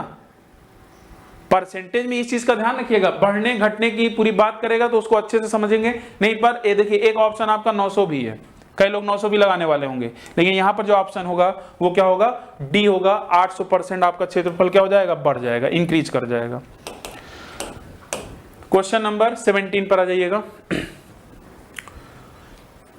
क्वेश्चन नंबर जो 17 है ये भी काफी अच्छा क्वेश्चन है, इसको आप चाहें तो देख सकते हैं। तो एक परीक्षा में 35% छात्र हिंदी में फेल हो गए और 45% छात्र अंग्रेजी में फेल हो गए, 20% छात्र दोनों विषयों में फेल हो गए। तो दोनों विषयों में पास होने वाले छात्रों की प्रतिशतता आपको यहां पर बतानी है। ठीक है, तो आसान है, ऐसे क्वेश्चन को आपने किया भी होगा। तो इसका डायरेक्ट आपने फॉर्मेट पढ़ा होगा कि यहां पर देखिए ध्यान से, यहां पर 35% छात्र हिंदी में फेल हो जा रहे हैं, 45% छात्र अंग्रेजी में भी फेल हो गए और 20% छात्र दोनों विषय में फेल हो गए। तो यहां पर आपको क्या करना है, आप चाहे तो इससे लगा सकते हो, और बाकी मैंने एक ये वाला भी तरीका यहां पर बताया, आप यहां से भी देखोगे, आपको ई बुक के जो सोल्यूशन मैंने वहां दिया है वहां से भी आपको ये पता चल जाएगा। क्योंकि आपसे पूछा है पास होने वाले पूल, दोनों विषयों में पास होने वाले, इसलिए मैंने 100 से घटा दिया है। तो 35 प्लस 45 और जो कॉमन होगा वो उसको माइनस कर देते हैं, इसी को सॉल्व कर लीजिए, आपका डायरेक्ट आंसर आ जाएगा। तो 100% माइनस 45 माइनस 20 कितना हो जाएगा, ये आपका हो जाएगा 25। तो 35 और 25 आपका 60 हो जाएगा। तो हमारा आंसर कितना आ जाएगा, 40%। 40%। तो ऑप्शन क्या हो जाएगा आपका, डी ऑप्शन, डी ऑप्शन। बाकी तो इससे भी आप कर सकते हो, ये फेल वाला मतलब फेल वाले सब्जेक्ट्स का इनका क्या है, वेन डायग्राम से है। तो जो कॉमन है 20% छात्र यहां पर हैं, ये हिंदी है और ये इंग्लिश है। हिंदी में टोटल कितने हैं, 35, अंग्रेजी में 45 है। अब बताइए ये पूरा 35 है, अगर ये पूरा 35 है तो 35 में से अगर 20 निकल जाए तो क्या आएगा, जो केवल वाला हिस्सा हो जाएगा ये आ जाएगा केवल वाला 15%। ऐसे ये पूरा 45 है, 45 में से अगर 20 आप निकाल दोगे तो कितना आ जाएगा 25, ये केवल वाला हिस्सा आएगा इंग्लिश वाला जो फेल हुए हैं। सभी को जोड़ दोगे तो टोटल आ जाएगा, तो अगर टोटल अगर आपको जोड़ना है तो डायरेक्ट आप जोड़ दो, 15 और 25 कितना हो जाएगा 40, 40 और 20 कितना आ गया 60। तो 60% टोटल आपके यहाँ पर फेल हो गए, आगे जो भी सब्जेक्ट्स में पूरे मिलाकर 60%। तो पास कितने होंगे 100 माइनस 60, 40%। आया समझ में कि नहीं आया? एक बात बस और ध्यान रखिएगा जो कि मैंने पहले भी बता दिया है आपको, कि आपको हर चीज को निकालने की जरूरत नहीं है। आपको अगर पूरे वेन डायग्राम में सभी इसका सेक्शन निकालना है, जैसे मैंने 15 ये निकाला केवल वाला, फिर बीच वाला पता था और ये केवल वाला पता था, अगर मुझे पूरा निकालना ही है तो आप ये बताइए जो सबसे बड़ा होगा 45, ये पूरा देखिए ये इसमें इस 45 में ये पूरा कवर हो गया, इस 45 में ये पूरा आ गया, ठीक है। अब बस मुझे केवल वाला ये निकालना है, तो 45 और 15 60, तो थोड़ा सा तो टाइम हम बचा सकते हैं ना, तो तरीका आप ध्यान समझिएगा। तो यहां पर इस तरीके से इसका जो आंसर होगा वो क्या जाएगा, पास में जो पूछा गया वो 40 हो जाएगा, ठीक है। क्वेश्चन नंबर आते हैं 18 पर। क्वेश्चन नंबर 18 औसत चाल का एवरेज स्पीड का क्वेश्चन है। लिखा है एक आदमी 4 किलोमीटर प्रति घंटे की चाल से 12 किलोमीटर की यात्रा करता है और फिर 5 किलोमीटर प्रति घंटा की चाल से 10 किलोमीटर की यात्रा करता है, तो औसत चाल आपसे यहां पर पूछा जा रहा है, ठीक है। क्या पूछा जा रहा है? औसत चाल। तो देखिए बड़ा आसान सा तरीका है, यहां पर आपको क्या करना है, जो औसत जो स्पीड होती है कुल दूरी बटे कुल समय, कुल दूरी बटे कुल समय। तो चलिए एवरेज स्पीड डायरेक्ट हम लोग यहां पर निकाल देते हैं। एवरेज स्पीड औसत चाल जो होगा, तो कुल दूरी कितना चल रहा है 4 किलोमीटर प्रति घंटे की चाल से 12 किलोमीटर इधर चला है, फिर उसके बाद बोल रहा है फिर 5 किलोमीटर प्रति घंटे की चाल से 10 किलोमीटर की यात्रा और करता है, मतलब दूरी हम टोटल कर ली है। अब यहां पर नीचे क्या लिखना है, समय। अब दिक्कत ये होती है कि समय पता नहीं है, और समय पता नहीं है तो आप ये बताओ चाल बराबर आपको पता है अच्छे से कि दूरी बटे समय होता है, दूरी बटे समय होता है। तो क्या मैं, समय तो हमें पता नहीं है लेकिन हम इस फॉर्मूले के अकॉर्डिंग समय बराबर दूरी बटे चाल बोल सकते हैं क्या? भाई समय इधर चाल इधर, तो हमें दूरी भी पता है और चाल भी पता है। इसका मतलब दूरी में अगर मैं चाल का भाग दे दूंगा तो हमारा क्या जाएगा, समय आ जाएगा और मैं यहां रख दूंगा, ठीक है। तो मैं क्या कर रहा हूं ध्यान दीजिएगा, मुझे यहां चाहिए समय, तो समय के लिए ये 4 किलोमीटर प्रति घंटे के हिसाब से कितना चल रहा है 12 किलोमीटर, तो मतलब 12 में अगर मैं 4 का भाग दे दूंगा तो हमारा आ जाएगा समय। और नीचे जब भी औसत चाल निकालते हैं तो क्या होता है फार्मूला, कुल दूरी बटे कुल समय, तो मैं प्लस कर दूंगा आगे वाले का हिस्सा भी, 10 बटे कितना हो जाएगा 5। सॉल्व किया जाए तो यह आ जाएगा टोटल 22, 4 3 12 3 3 प्लस 2, तो 22 बटे 5 कितना आ जाएगा, सॉल्व कर लीजिए, 5 चौक 20, 5 चौक 20, 4.4 किलोमीटर प्रति घंटा ये आपकी एवरेज स्पीड होगी। उम्मीद करता हूं आपको अच्छे समझ में आ गया होगा। तो इसका जो आंसर होगा 18 नंबर क्वेश्चन का, वो आपका ऑप्शन क्या होगा, ए ऑप्शन, ठीक है, ए ऑप्शन। चलिए आगे बढ़ते हैं क्वेश्चन नंबर 19 पर। क्वेश्चन नंबर 19, 5 विद्यार्थियों की ऊंचाइयां, 5 विद्यार्थियों की जो ऊंचाइयां हैं, ये ऊंचाइयां हैं सेंटीमीटर में 150, 165, 161, 144 और 155 है। इनके माध्य और माध्यिका के मान सेंटीमीटर में क्रमशः क्या है, ठीक है। अब ध्यान समझिएगा, अब माध्य क्या होता है, माध्य का मतलब यही है कि सभी को आपको जोड़कर 5 से भाग दे देना है, तो आपको क्या करना है, सभी को जोड़ लेना है, ठीक है, सभी को जोड़ लीजिए। जब आप सभी को जोड़ोगे तो कितना आएगा, सभी को जोड़ लीजिए। और माध्यिका क्या होता है, माध्यिका में सबसे पहली बात मैं माध्यिका पे ही पहले फोकस करता हूं। माध्यिका जब भी आपके पास कोई आंकड़ा गिवन हो, चाहे ऊंचाई हो चाहे आपके नंबर्स हो, उनको पहले अरेंज किया जाता है। अरेंज कैसे किया जाता है, असेंडिंग ऑर्डर में, आरोही क्रम में पहले आप अरेंज कर लीजिए। तो सबसे छोटा यहां पर 150 नहीं है, क्या है 144 है, तो मैंने पहले 144 लिखा, फिर 150 लिखा, फिर आपका आएगा 155, फिर 161, फिर 165, क्लियर, 165। अब थोड़ा ध्यान दीजिएगा, यहां पर जब आप माध्यिका निकालते हैं तो माध्यिका जो होगा वो बीच वाला संख्या होगा। अरेंज करने के बाद ध्यान रखिएगा, अरेंज करने के बाद जो बीच वाला पोर्शन आएगा वही माध्यिका आएगा। तो बीच में कौन है 155। इसका हमसे पहले मीन पूछा है फिर माध्यिका पूछा है, मतलब पहले मीन पूछा है फिर मीडियन पूछा है। तो हमारा जो सेकंड वाले में 155 कहां कहां है, यहां यहां है। तो इसका मतलब ये दो ऑप्शन नहीं हो सकता, ये दो ऑप्शन नहीं हो सकता। अब माध्य निकालने का तरीका क्या होगा, अब मैं आपको पूरा जोड़कर भाग दिलाकर मैं यहां नहीं बताने वाला हूं, ठीक है। यहां पर हम लोग करेंगे जो मैंने शायद इसके पहले भी प्रैक्टिस सेट में कराया था, और हमने एक मानक मानकर 2086 को पहले करके 2087 को करके दिखाया जो आंसर वाला था। तो पूरा डेविएशन क्या हो गया था, 0 हो गया था, हमारा आंसर आ गया था। फिर मैंने आपको 2086 मानकर कराया था औसत निकालकर, तो वहां पर थोड़ा सा डिफरेंस आया था 6 का, फिर मैंने उसको इक्वली डिस्ट्रीब्यूट कर दिया था। उसी कॉन्सेप्ट से आप माध्यिका यहां पर माध्य निकाल सकते हैं, ठीक है। माध्य का मतलब एवरेज निकाल सकते हैं यहां पर। अब यहां पर कैसे निकाला जाएगा, ध्यान दीजिएगा। हमारे पास दो ऑप्शन बचे हैं 155 और 160। मान लेता हूं कि 155 आपका क्या है, माध्य है। ये मैंने मान लिया कि 155 हमारा क्या है, माध्य है। अब यहां पर आप इनका डेविएशन निकालेंगे, डेविएशन मेथड से इनका डेविएशन निकालेंगे, और पूरा डेविएशन को जोड़ने पर अगर वो 0 आ गया तो हमारा आंसर यही हो जाएगा। अगर 0 नहीं आया तो भी चेक करने की जरूरत नहीं होगी, आपको ये पता चल जाएगा भाई ये आंसर नहीं है, तो आप तुरंत ये टिक कर देना। तो अप्रोच आपको समझ में आ रहा है। देखिए तरीका समझना अलग होता है, लेकिन जब आप एग्जाम में बैठते हैं तो जो तरीके से मैं आपको ऑप्शन को कैसे एलिमिनेट कर रहे हैं, कैसे देख रहे हैं, इससे आपको बहुत ही फायदा होगा। करा जाए। अब देखिए 155 से अगर इसको आप कंपेयर करोगे तो कितना कम है, कम है ना, तो कम होगा तो माइनस से लिखेंगे। तो ये आपका कम है कितना, -11। ये कितना कम है, -5। ऐसे मतलब पूरा जोड़ते चलिएगा। 155 है तो भाई ये तो 0 ही हो जाएगा।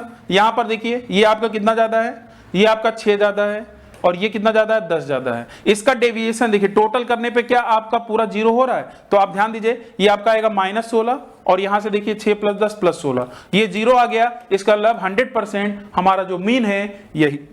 तो ये भी ऑप्शन नहीं हो सकता। मजा आया कि नहीं आया। बाकी अब इतना तो आप कर ही सकते हो, इनको जोड़कर फिर 5 से भाग दे दो अगर यही करना चाहते हो, तो जोड़ने में टाइम चला जाएगा, ठीक है। चलिए उम्मीद करता हूं आपको अच्छे समझ में आया होगा। आगे बढ़ते हैं क्वेश्चन नंबर 20 पर। क्वेश्चन नंबर 20 आसान सा क्वेश्चन है, एक बार आप देख लो। एक बार लिखा है यदि एक वस्तु को 6% हानि के बजाय 6% लाभ पर बेचा जाए तो विक्रेता को 6 रुपए अधिक प्राप्त होता है। विक्रेता को 6 रुपए अधिक प्राप्त होता है, तो यहां से आपको बताना है, ठीक है। तो सीधी बात है, यहां पर हम लोग मानते हैं कि हमारे पास वस्तु का क्रय मूल्य आपको बताना है। क्रय मूल्य जो है आपका क्या है, सीपी है। सीपी जिसे हम क्रय मूल्य बोलते हैं, जिसे उसको हम लोग मान लेते हैं 100। तो 100 से अगर आप देखो तो 6% हानि हो रही है, ध्यान दीजिएगा। 100 आपका क्या है, सीपी है। 6% हानि होगा तो कहां पहुंचेंगे, 94 पर। 94 पे बेचा होगा। अगर 6% का लाभ लेगा तो कितने पे बेचा होगा, 106 पर बेचा होगा। फिर बोल रहा है तो विक्रेता को 6 रुपए अधिक प्राप्त हो जाता है, मतलब 94 पहले 6% हानि के बजाय अगर 6% लाभ पर बेचे तो इसका डिफरेंस कितने आ गया, 12 यूनिट का।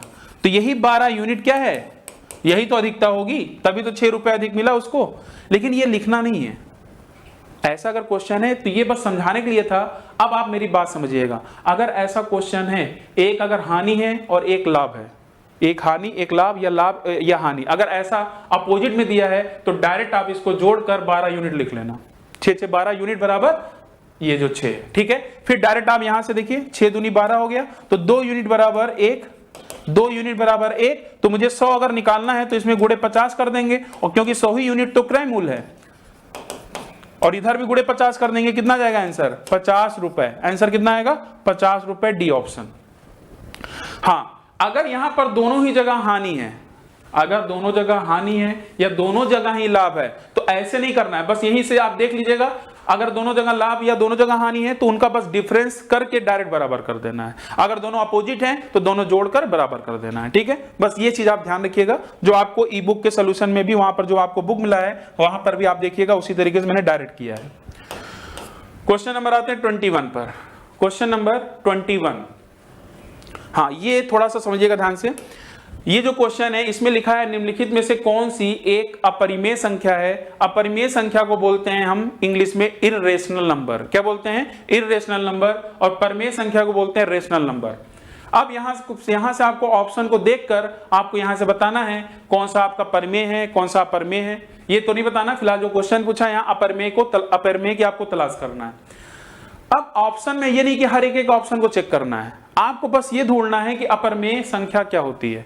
अपरमेय संख्या के लिए आप ध्यान रखिएगा, अगर अपरमेय संख्या की बात आप कर रहे हो तो आपके पास अगर नॉन टर्मिनेटिंग डेसिमल का मतलब होता है आसान दशमलव, उसके अलावा अगर नॉन रिपीटिंग डेसिमल अगर ये दिख गया, दोनों अगर कंबाइन में दिख गया तो वही आपका अपरमेय संख्या होता है। इस बात का आप ध्यान रखना है। तो अब आप बोलेंगे सर ये नॉन टर्मिनेटिंग डेसिमल क्या होता है? नॉन टर्मिनेटिंग डेसिमल और टर्मिनेटिंग डेसिमल में अंतर क्या होता है समझिएगा ध्यान से। जो टर्मिनेटिंग डेसिमल होता है जिसे हम शांत दशमलव बोलते हैं, अगर आपने दशमलव लिखना स्टार्ट किया और ऐसे लिखते लिखते यहीं पर रुक गए तो ये आपका शांत दशमलव के अंतर्गत आता है, इसीलिए हम लोग इसको बोलते हैं टर्मिनेटिंग डेसिमल। आप ध्यान भी देते होंगे, कहीं भी अगर आप स्टेशन पे जाते हैं, प्लेटफॉर्म जैसा है और वहां पर आपने अनाउंसमेंट भी सुना होगा और बोला भी जाता है कि this train is terminate here, ठीक है। टर्मिनेट का मतलब वहीं पर रुक जाएगा, वही बात पे आप इसको ध्यान रखिएगा। इसी को हम लोग बोलते हैं हिंदी में शांत दशमलव। जब भी आप दशमलव में संख्या ये नंबर लिख रहे होंगे, जहां पर रुक गए वो आपका शांत दशमलव है, या ऐसे समझिएगा ट्रेन जहां रुक गई वही आपका क्या है? शांत है। क्लियर है? आसान क्या होगा? जब ट्रेन रुकेगी ही नहीं, मतलब चलती चलती जा रही होगी तो वो आपका क्या हो जाएगा? आसान दशमलव के अंतर्गत आएगा, जिसे हम लोग बोलते हैं नॉन टर्मिनेटिंग डेसिमल। जैसे ये आपने लिखा, ये रुक नहीं रहा है, ये चलता जा रहा है, डैश डैश लगता हुआ दिख गया तो ये नॉन टर्मिनेटिंग डेसिमल हो गया। क्लियर है? अब आते हैं रिपीटिंग डेसिमल में। ये आपका रिपीटिंग भी दिख रहा है, देखिए बार बार रिपीट हो रहा है, तो ये रिपीटिंग डेसिमल है और नॉन टर्मिनेटिंग डेसिमल है।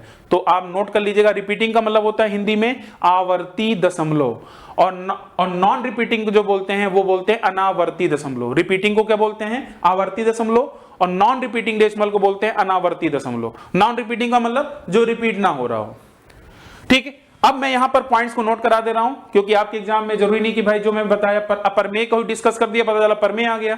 तो यहां पर ध्यान से नोट कर लीजिएगा, जितने भी टर्मिनेटिंग डेसिमल होते हैं वो आपकी परमेय संख्याएं होती हैं। जैसे आपने टर्मिनेटिंग डेसिमल देखा तो वो परमेय संख्या होगी। जैसे भले ही इतना बड़ा नंबर ये लिखा है लेकिन ये टर्मिनेट यहां पर हो रहा है, यहां डैश डैश नहीं दिया है, इसका मतलब ये आपका परिमेय है, इसका मतलब ये ऑप्शन नहीं हो सकता। क्लियर है? पहला पॉइंट देख रहे हैं ना, जो भी चीज क्लियर होगी आप ऐसे ऑप्शन को एलिमिनेट करते जाएंगे। ठीक है, दूसरा पॉइंट क्या था? अगर आपके पास रिपीटिंग डेसिमल के साथ साथ नॉन टर्मिनेटिंग डेसिमल है तो वो भी आपकी क्या होंगी? परिमेय संख्याएं होंगी, रेशनल नंबर होंगी। अर्थात जितने भी बार वाली संख्याएं होंगी, क्योंकि मैं इसको बार के रूप में भी लिख सकता हूं, 0.3 बार, जो भी बार वाली संख्याएं होंगी वो भी आपकी क्या होंगी? टर्मिनेटिंग डेसिमल होंगी, सॉरी वो भी आपकी क्या होंगी? परिमेय संख्याएं होंगी, रेशनल नंबर होंगी। इसका मतलब ये देखिए 4 5 4 5 4 5, ये रिपीटिंग भी है और नॉन टर्मिनेटिंग भी है, डैश डैश है ना, तो ये भी आपकी परिमेय संख्या होंगी। तो दो ऑप्शन एलिमिनेट हो गए, दो ऑप्शन एलिमिनेट हो गए। तो अपरमेय क्या होगा? अपरमेय वो होगा जो नॉन टर्मिनेटिंग डेसिमल के साथ साथ नॉन टर्मिनेटिंग मतलब आसान दशमलव के साथ साथ नॉन रिपीटिंग हो। नॉन रिपीटिंग मतलब रिपीट ना हो रहा हो, उसको हम लोग बोलते हैं अनावर्ती, जिसे हम बोलते हैं इंग्लिश में, हिंदी में अनावर्ती दशमलव। तो non terminating decimal plus non repeating decimal, उसे हम लोग क्या बोलेंगे? उसे हम लोग बोलेंगे अपरिमेय संख्या। तो इसका मतलब यहां पर आप देख रहे हैं ये क्या रिपीट हो रहा है? क्या 12 11 फिर 22 आ गया, फिर 11 आ गया, मतलब रेंडमली ये चलता जा रहा है, बढ़ता जा रहा है। इसका मतलब ये आपका रिपीट नहीं हो रहा है और ये इंफिनिटिव। मेन ये है, देखिएगा ये जो 4 बिंदी दिख रही है ना, ये मेन है। अगर ये बिंदी नहीं लगी होती तो ये तब ये आपका परमेय ना रहता, ये परमेय बन जाता। इसीलिए ध्यान रखिएगा एक एक पोर्शन को यहां पर मैं जो डिस्कस कर रहा हूं। तो ये आपका क्या है? ये आपका अपरिमेय संख्या है। इसका मतलब ये चेक करने की जरूरत ही नहीं थी, इसका मतलब ये क्या है? ये 100% परमेय होगा। क्लियर? अब परमेय में सीधी बात है, जो बाहर निकल जाए रूट के तो वो आपकी क्या होती हैं? परमेय संख्या होती हैं। तो ये डेसिमल के अंतर्गत मैंने ये चीजें डिस्कस किया है। और एक चीज और ध्यान रखिएगा, अगर फ्रैक्शन के रेस्पेक्ट में बात करते हैं परमेय संख्या क्या होती है? बहुत सारे लोग, लगभग मैं क्लास में भी पूछता हूं तो 80 से 90% लोग गलत बताते हैं। और शायद आपसे भी अगर मैं पूछूं, आप लोग वहीं से अपना मन में ही जवाब दीजिएगा और फिर इसके बाद मेरे आंसर को सुनिएगा, फिर आप टैली करिएगा आपको आता है कि नहीं आता है। मैंने पूछा कि परमेय संख्या क्या होती है, तो जनरली आप क्या बोलोगे? जिसे हम P/Q के फॉर्म में लिखते हैं उसे परमेय संख्या बोलते हैं। जैसे कुछ लोगों का जवाब ये रहता है, शायद आप लोगों में से भी किसी का जवाब ये आ रहा होगा। ठीक है, उसके अलावा कुछ लोग ये बोलेंगे सर जिसे हम P/Q के फॉर्म में लिखें और Q does not equal to 0 हो, Q does not equal to 0 होता है वो परमेय संख्या होता है। ये भी काफी ज्यादा लोगों का जवाब आता है। तो अभी तक दोनों ही डिफिनीशन क्या है? गलत है। ठीक है, अब सही क्या है, अब इसको सुनिएगा। जो भी आप गलत सोचे हैं तो इसको ध्यान सुनिएगा कि जो परिमेय संख्या होती है जिसे हम p बाई क्यू के फॉर्म में लिखें, q does not equal to 0 हो, वेयर जहां p और q होने चाहिए क्या, इंटीजर होने चाहिए, पूर्णांक होने चाहिए। ये आपको जरूर बताना है, p और q क्या होने चाहिए, इंटीजर होने चाहिए। अब आपका ये कंप्लीट डिफिनीशन हुआ, और काफी लोग ये नहीं बताते हैं। ठीक है, समझ में आ गया? बड़े अच्छे से मैंने एक्सप्लेन किया, लगभग मेरे ख्याल से 5 से 7 मिनट तक मैंने एक्सप्लेन किया है, और उम्मीद है कि परिमेय अपरिमेय से अब आपका क्वेश्चन गलत नहीं होगा। और एक नोट और कर लीजिएगा कि जो पाई होता है वो आपका अपरिमेय संख्या होता है। क्या होता है? अपरिमेय संख्या होता है। बाकी इसकी भी बहुत बड़ी कहानी है, क्योंकि अब प्रैक्टिस बैच चल रहा नहीं तो फिर इसमें मैं डिस्कस करता आपको। क्वेश्चन नंबर देखिए 22। हाँ, ये बड़ा अच्छा क्वेश्चन है और बहुत जबरदस्त क्वेश्चन है। यहां पर अगर आप ध्यान दें, ये एक संख्या है ना, कि ये कॉमा कॉमा लिखा है। ठीक है, ये एक बहुत बड़ी संख्या है, और इसको भी पूरा देखिए काफी ज्यादा टाइम लगता है इसको पूरा समझाने में, पूरी एक क्लास चली जाती है इसको समझाने में। तो इस क्वेश्चन को अगर आपको जल्दी करना है तो थोड़ा सा आपको डिजिट सम का कॉन्सेप्ट आपको याद करना पड़ेगा। यहां से लिखा है 1 2 3 4, एक बहुत बड़ी संख्या है जो कल्पना से परे है। ठीक है, 2010 2011 तक ये पूरा दिया गया है, और उसके बाद इसमें अगर हम 9 से भाग देंगे तो आपका रिमाइंडर क्या आएगा। अब आप एक बार भाग देखेंगे तो शायद मेरे ख्याल से फिर दिक्कत हो जाएगी, ज्यादा आपकी मतलब बहुत ज्यादा टाइम आपका चला जाएगा। ठीक, तो यहां पर कैसे करना है इसका बहुत ही जबरदस्त तरीका मैं आपको बताता हूं। आप ध्यान दीजिएगा, जब भी आप 9 से अगर भाग देते हैं, 9 से अगर जब भी भाग देंगे तो आप 9 की डिविजिबिलिटी रूल क्या देखते हैं, आप सभी संख्याओं को जोड़ते जाते हैं, जो भी 9 बना रहा होगा उसको आप काटते जाते हो। तो यहां पर एक पैटर्न बनता है। वो पैटर्न क्या है? अगर मैं 1 से लेकर 9 तक जोड़ूंगा, 1 से लेकर 9 तक जोड़ूंगा तो यह आएगा 45, और 45 का जो डिजिट सम आएगा वो 9 आ गया। इसका मतलब 1 से लेकर 9 तक अगर आप जोड़ोगे, यहां तक आपका पूरा 9 से कट जाएगा। और फिर से आप एक बार फिर से पैटर्न आप चेक करना, 10 से लेकर, ठीक है, 9 दूनी क्या आता है 18, फिर 10 से लेकर आप 18 तक चेक करोगे, फिर 9 से कट जाएगा, फिर 9 से कट जाएगा। इसका मतलब अगर मैं 1 से स्टार्ट कर रहा हूं तो डायरेक्ट आपने देखा कि 9 के स्लॉट पे आपका वो सारी चीजें 0 होने लगती हैं रिमाइंडर थ्योरम में, रिमाइंडर। ऐसे ही 18 के बाद 19 से लेकर 27 में 0 हो जाएगा।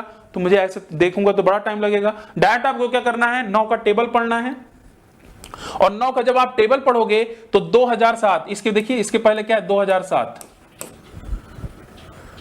ठीक है, यहां तक आपका पूरा पोर्शन चला जाएगा। ठीक है, यहां पर अगर आप ध्यान देंगे तो ऐसे आप 9 का अगर टेबल पढ़ोगे, जैसे 18 आपका टेबल चला गया, ऐसे इसमें भी भाग देकर देखिए क्या 9 से कट रहा है, तो आप देखोगे ये 9 से कट गया। इसका मतलब 2007 तक की कहानी खत्म। मतलब 2007 तक तो आपको चेक ही नहीं करना है। बचा क्या? बचा आपके पास 2008, 2009, 2010 और 2011। अब इसी में बस आपको भाग देकर बता देना है, इसी में 9 से भाग देकर बता देना, जो भी रिमाइंडर आएगा वही आपका आंसर हो जाएगा। क्लियर? लेकिन यहां पर भी आप लोग टाइम ले लेते हैं। अगर आप ध्यान दें, एक पैटर्न अगर आपने यहां 9 का देखा तो एक पैटर्न में फिर से दिखाने की कोशिश करता हूं। 1 से लेकर 9 तक ये पूरा कट गया था 45 आने के बाद। जब आपने 10 लिया ना, 10 फिर 11, तो आप देख रहे हैं इसका भी डिजिट सम 10 का क्या आया 1 आया, फिर 11 का क्या आया 2 आया, फिर क्या आया 3 आया। मतलब इसी तरीके से आगे बढ़ता चल रहा है। मान लीजिए 18 तक पूरा कट गया। अब मैं 18 के बाद जब 19 लूंगा ना, फिर इसका डिजिट सम देखिए 1 आएगा, फिर इसका डिजिट सम 1 आएगा। अर्थात ये सब मुझे चेक करने की जरूरत नहीं है। मुझे पता है कि 2007 तक अगर कट गया है तो 2008 का भी डिजिट सम क्या आएगा 1 आएगा, चेक कर लो। फिर अगला क्या आएगा 2009 का 2 आएगा, 2010 का कितना आएगा 3 आएगा, 2011 कितना आएगा 4 आएगा। अब इसको आप जोड़ लो, 4 3 7 2 9, 4 3 7 2 9, इसकी कहानी खत्म। बचा क्या 1, आंसर रिमाइंडर 1। उम्मीद करता हूं आपको अच्छे समझ में आया होगा। और ऐसे ही बहुत सारे क्वेश्चन, सोचिए ये तो मैंने 9 से भाग दिलवाया है, यहां पर 18 से 27 से 36 से 72 से किसी से भी संख्या से अगर भाग देंगे तब भी हम रिमाइंडर बता सकते हैं। ठीक है, तो मेरे ख्याल से इस डिस्कशन में आपको अच्छे समझ में आया होगा। और ऐसी भी बहुत सारी चीजें मेनी मोर के रूप में आपके पास आ सकती हैं, तो आप दिए हुए नंबर पर आप चाहें तो कांटेक्ट कर सकते हैं इंडिविजुअल मैथ्स के लिए। ठीक है, चलिए आगे बढ़ते हैं। क्वेश्चन नंबर आते हैं 23 पर। 23 जो नंबर क्वेश्चन है काफी अच्छा क्वेश्चन है। लिखा है 2 अंकों वाली ऐसी संख्याओं पर विचार कीजिए जो उनके अंकों का स्थान बदल देने पर भी वैसी ही बनी रहती हैं। इस प्रकार की 2 अंकों की संख्याओं का औसत क्या होगा। अब सीधी सी बात है, 2 अंकों वाली ऐसी संख्याओं पर विचार करना है कि अगर उनके अंकों को अगर हम आपस में पलट दें तब भी वही बनी रहती हैं। तो आपको अच्छे से पता है वो नंबर आपकी क्या होंगी, 11 होंगी, 22 होंगी, और इन्हीं का औसत बताना है, 33 होगा। मतलब 11 का टेबल ये लिखना नहीं है, लेकिन मैं यहां लिख कर आपको दिखा रहा हूं एग्जाम के लिए, आपको तुरंत देखते ही आप बता दोगे। 77, 88, 99। अब आगे नहीं जाना है क्योंकि 2 अंकों तक ही बात कर रहा है। तो ऐसी इतनी संख्याएं हैं, और कितनी संख्याएं हैं, 9 संख्याएं हैं, और ऐसी 9 संख्याएं हैं, और सभी के बीच का जो अंतर है, सभी के बीच का अंतर कितने का है, 11 का अंतर है। इसका मतलब ये आपके पास 11 के मल्टीपल में 9 लगातार संख्याएं हैं, 11 के मल्टीपल में 9 लगातार संख्याएं हैं। तो औसत निकालना तो और आसान हो गया। अब जो लोग पूरा जोड़कर 9 से भाग देंगे, भाई मैं यही कहूंगा फालतू में आप टाइम बर्बाद कर रहे हैं, वेस्ट कर रहे हैं। जब भी अगर ऐसा जहां पर सभी का कॉमन डिफरेंस सेम हो, जो बीच वाली संख्या होगी वही औसत होगी। तो 55 क्या होगा, बीच वाली संख्या होगा, और यही हमारा आंसर होगा 55। बात समझ में आई कि नहीं आई? तो इस तरीके से देखिए, ई बुक में भी आपको मैंने अच्छे समझाया है, लेकिन जब आप वीडियोस देखते हैं वहां से आपको आपका कॉन्सेप्ट और अच्छे से क्लियर हो जाता है। तो क्वेश्चन नंबर 23 का आंसर क्या था, 55।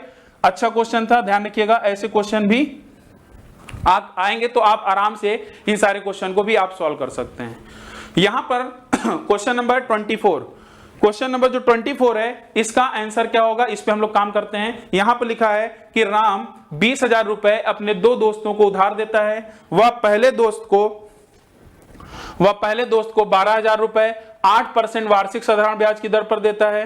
राम अपनी कुल राशि पर 10% लाभ चाहता है, अतः उसे शेष राशि दूसरे दोस्त को किस साधारण ब्याज पर देनी चाहिए ताकि उसे इच्छित लाभ मिल सके।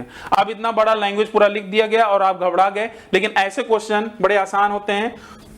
बस आप यहां पर देखते ही पता चल गया, मिक्सचर लिगेशन आपको लगाना है।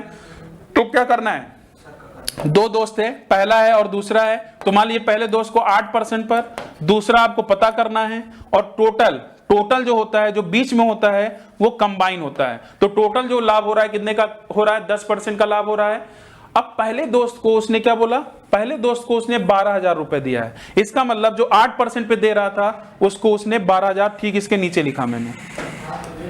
अगर 12,000 ये है, टोटल 20,000 है, तो सीधी बात है दूसरे दोस्त को कितना दिया होगा, 8,000। तो क्या मैं इसका रेशियो निकाल सकता हूं? अगर मैं इसको रेशियो निकालूंगा तो ये आपका 3 और 2 का रेशियो बना, 3 और 2 का रेशियो बना। अब ध्यान दीजिएगा, इसका कितना रेट है यही आपको पता लगाना है। तो यहां पर अगर आप ध्यान से देखें तो 10 और 8 का जो डिफरेंस होगा, 10 और 8 का, क्योंकि जो बड़ी संख्या होगी उसमें से आप घटाओगे तो ये आपका 2 आ रहा है। क्लियर है? ये आपका क्या आ रहा है, 2 आ रहा है। इसका मतलब यहां पर अगर ये परसेंटेज में है, ये भी परसेंटेज में है, तो आपका ये बड़ा है यहां के लिए। इसका मतलब यहां पर अब बड़ा होगा, 10 से बड़ा होगा। आंसर जो होगा 10 से बड़ा होगा। इसका मतलब ए बी नहीं हो सकता, 13 या 12 में चेक करेंगे। अब सीरीज बात है, यही जो 3 बच रहा है ना, यही 3 अगर मैं जोड़ दूं 10 में तो ये आपका 13 होगा। तभी तो 13 में से 10 घटाऊंगा तभी तो 3 आएगा। तो ये जो बीच वाला होता है ये इन दोनों के बिटवीन में रहेगा, मतलब इनके दोनों के बीच में रहेगा। कभी भी ये बाहर नहीं रहेगा, 8 के बाहर नहीं रहेगा, 13 के बाहर नहीं रहेगा। यही आपका मिक्सचर एलिगेशन का कॉन्सेप्ट होता है। इस बात का आपको ध्यान रखना है, ठीक है। उम्मीद करता हूं आपको समझ में आया होगा। तो इस क्वेश्चन का जो सही जवाब था वो क्या था, आपका 13%, ठीक है।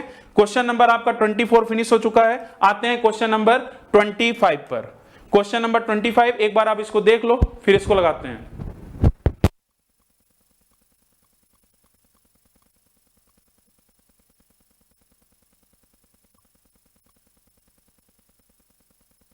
क्वेश्चन नंबर 25 ये आपका इंडिसेस से क्वेश्चन है, पावर एंड इंडिसेस, ठीक है। और ऐसा क्वेश्चन भी एग्जाम में, मतलब ये क्वेश्चन तो कई बार एग्जाम में ऐसे ही एज इट इज पूछ लिया गया है।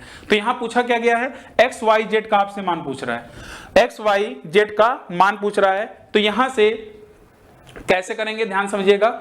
मान लीजिए यहां पर मैं यहां पर लिखता हूं सी जेड की पावर है। तो यहां से जैसे जैसे आपकी वैल्यू पता रहेगी वैसे वैसे आपको इसको रखते चलना है। कैसे, देखिए मैंने इसको उठा लिया। अब यहां से सी की वैल्यू क्या है, बी की पावर वाई है। क्या यहां पर मैं रख सकता हूं? तो आप बोलोगे सर हाँ रख सकते हैं। तो मैंने सी के स्थान पर रख दिया बी की पावर वाई, लेकिन इसकी पावर भी क्या है, जेड भी है, बराबर ए। ठीक है, अब आगे बढ़ते हैं। फिर आगे जब आप आगे बढ़े, अब इसको देखते हैं, इसको यूज कर लेते हैं। देखिए इसको भी यूज हो गया, ये भी यूज हो गया, अब इसका यूज करने की बारी आ गई। क्योंकि यहां पर a है तो कहीं ना कहीं यहां पर अगर बेस a है, a की पावर 1 है, तो कहीं ना कहीं यहां पर भी अगर मैं LHS में बाएं पक्ष में भी अगर मैं बेस a बनाने में कामयाब हो गया तो मैं कंपेयर करके डायरेक्ट मान निकाल सकता हूं। तो यहां से b की वैल्यू क्या आएगी, a की पावर x। तो मैं क्या यहां पर a की पावर x, फिर इसकी पावर, देखिए b के जगह पे a की पावर x, फिर इसकी पावर y, और फिर इसकी पावर क्या, z। क्लियर? तो a की पावर 1। अब हमारा बेस सेम बन गया। और एक चीज ध्यान रखिएगा, अगर पावर पे पावर ब्रैकेट लगाकर ऐसा है तो डायरेक्ट इसका मल्टीप्लाई कर दीजिए, x y z का डायरेक्ट एक लाइन में मल्टीप्लाई कर दीजिए, तो हमारा जाएगा a की पावर x y z बराबर a की पावर 1। तो अब बताइए बेस अगर सेम है तो पावर भी क्या होंगी, बराबर होंगी। तो आंसर क्या आ जाएगा, x y z बराबर 1 होगा। क्या आएगा, x y z बराबर क्या आएगा आपका, 1 आएगा। तो 25 नंबर क्वेश्चन का जो आंसर है वो आपका बी ऑप्शन है, बी ऑप्शन। ठीक है, चलिए क्वेश्चन नंबर आते हैं 26 पर। क्वेश्चन नंबर 26 पे आ जाइएगा। क्वेश्चन नंबर जो 26 है ये भी आपका काफी आसान क्वेश्चन है। यहां पर पूछा गया है वह सबसे बड़ी संख्या ज्ञात करो जिससे 369, 369, 449, 689, 5009 तथा 729 को विभाजित करने पर प्रत्येक स्थिति में 9 शेषफल प्राप्त हो। ठीक है भाई, ऐसे क्वेश्चन को सॉल्व करना तो सबसे आसान है। अगर इसको आप पूरा डिटेल में सॉल्व करेंगे, एक बार आप ट्राई करके भी देखिएगा, कम से कम 45 सेकंड से 1 मिनट टाइम लग जाएगा, अगर जल्दी भी करेंगे तब भी। लेकिन अगर थोड़ा सा अगर आपका अप्रोच क्लियर है तो ये क्वेश्चन सिर्फ 2 सेकंड का था क्वेश्चन पढ़ने के बाद। ठीक है, यहां पर अगर ऑप्शन पे ध्यान से देखें, ऐसे क्वेश्चन में आप डिविजिबिलिटी रूल का यूज कर सकते हैं। और डिविजिबिलिटी रूल कितना बड़ा अस्त्र आपके लिए साबित हो रहा है, अभी तक तो आपको अच्छे समझ में आ ही गया होगा। तो यहां पर अगर ऑप्शन देखें, ये 42 है, ये 49 है, ये 35 है, ये 40 है। ठीक है, अब थोड़ा समझिएगा ध्यान से, एक छोटा सा चीज जो आपको ध्यान रखना है। जैसे काफी लोग सोचते हैं यार 10 की डिविजिबिलिटी रूल में क्या सीखेंगे, 10 का तो मुझे आता ही है। लेकिन क्वेश्चंस में विश्वास मानिए, जहां भी 10 के रेस्पेक्ट में, मतलब 10 आ गया, 20 आ गया, 40 आ गया, 30 आ गया ना, ये बहुत ही आपके लिए, मतलब अगर इस पे आप ध्यान नहीं देते, जबकि यहीं पर आंसर तुरंत आ जाता है। जैसे देखिए, मैंने देखा कि 10 के मल्टीपल में कौन सा, एक ऑप्शन 40 है। ठीक है, और शेषफल कितना आ रहा है, 9 आ रहा है। ठीक है, जब 9 आ रहा है तो मैंने देखा तुरंत आंसर मुझे पता चल गया, यही है आंसर, यही है तुरंत। अब कैसे समझ में आया, ध्यान दीजिएगा। अगर 10 का भाग में किसी भी संख्या में 57 में दूंगा, 57 में दूंगा, तो ऐसा थोड़ी ना लिखना है 10 बचे 50, रिमाइंडर 7 आ गया।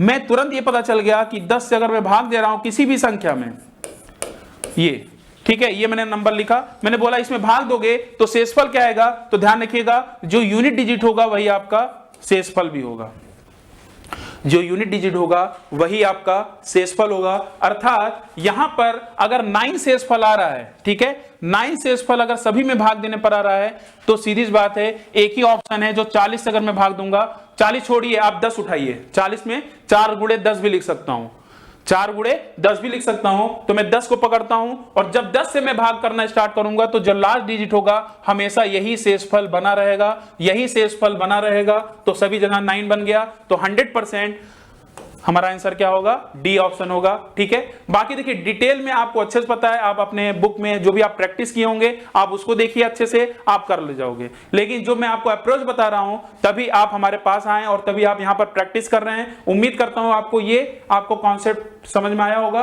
और इसी तरीके से आप सेकेंडों में इन क्वेश्चनों को सॉल्व कर सकते हैं बिना किसी हेडेक के। ठीक है, चलिए आगे बढ़ते हैं। क्वेश्चन नंबर 27, इसका आंसर था 40। क्वेश्चन नंबर 27,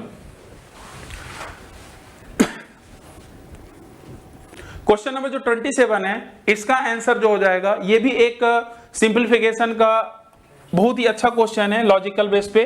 इसका आंसर आपका 2014 होगा। अब मैं 2014 कैसे लगा दिया आप समझिएगा, ऐसे में आपके नंबर्स यहां पर चेंज भी हो सकते हैं। एक्चुअल में ये बनेगा 2013 + 1 का होल स्क्वायर। 2013 ये जो अंदर बनेगा ना, ये जो दिख रहा है, ये एक्चुअल में क्या है, 2013 + 1 का होल स्क्वायर।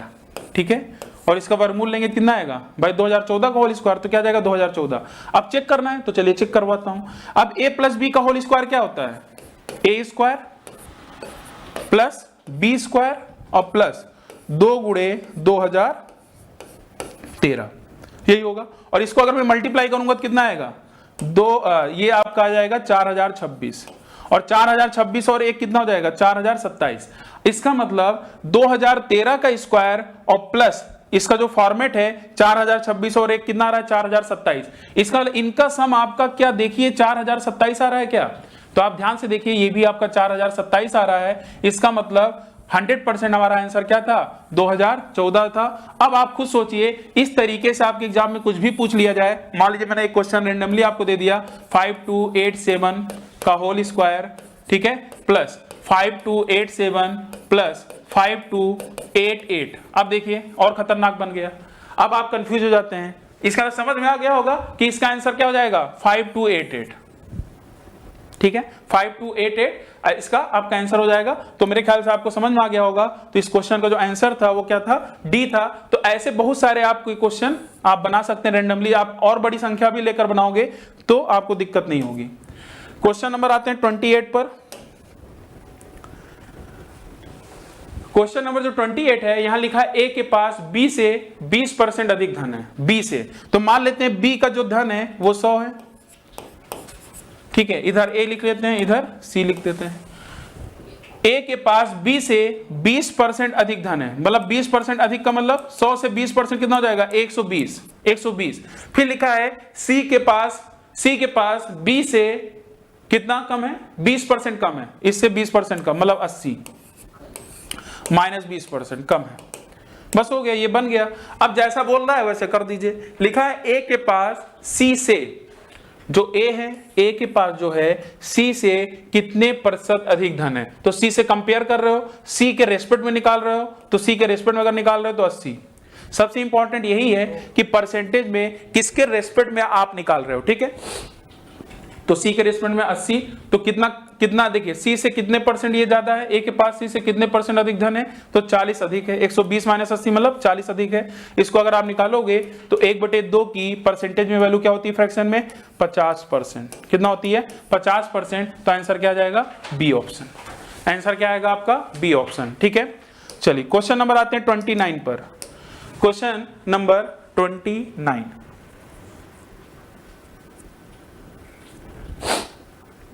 किसी मशीन के मूल्य का 10% प्रतिवर्ष की दर से अवमूल्यन होता है, ठीक है, मतलब कमी हो रही है। इसे 3 वर्ष पहले खरीदा गया था, यदि इसका वर्तमान मूल्य इतना है तो इसे कितने में खरीदा गया था, ठीक है, कितने में खरीदा गया था। तो 10% की कमी का मतलब क्या हो गया 1/10। इसका मतलब पहले 10 था, फिर 1 की कमी हुई 9 पहले साल, फिर दूसरे साल भी ऐसे ही चला, तीसरे साल भी ऐसे ही चला, ठीक है। इसका मतलब ये हमारा डायरेक्ट अगर मैं इसको मल्टीप्लाई करूंगा तो ये 1000 यूनिट आ गया और ये 9 का क्यूब कितना आ गया 729। इसका मतलब ये जो 1458 है ना, ये वर्तमान वाला है और ये पहले वाला है।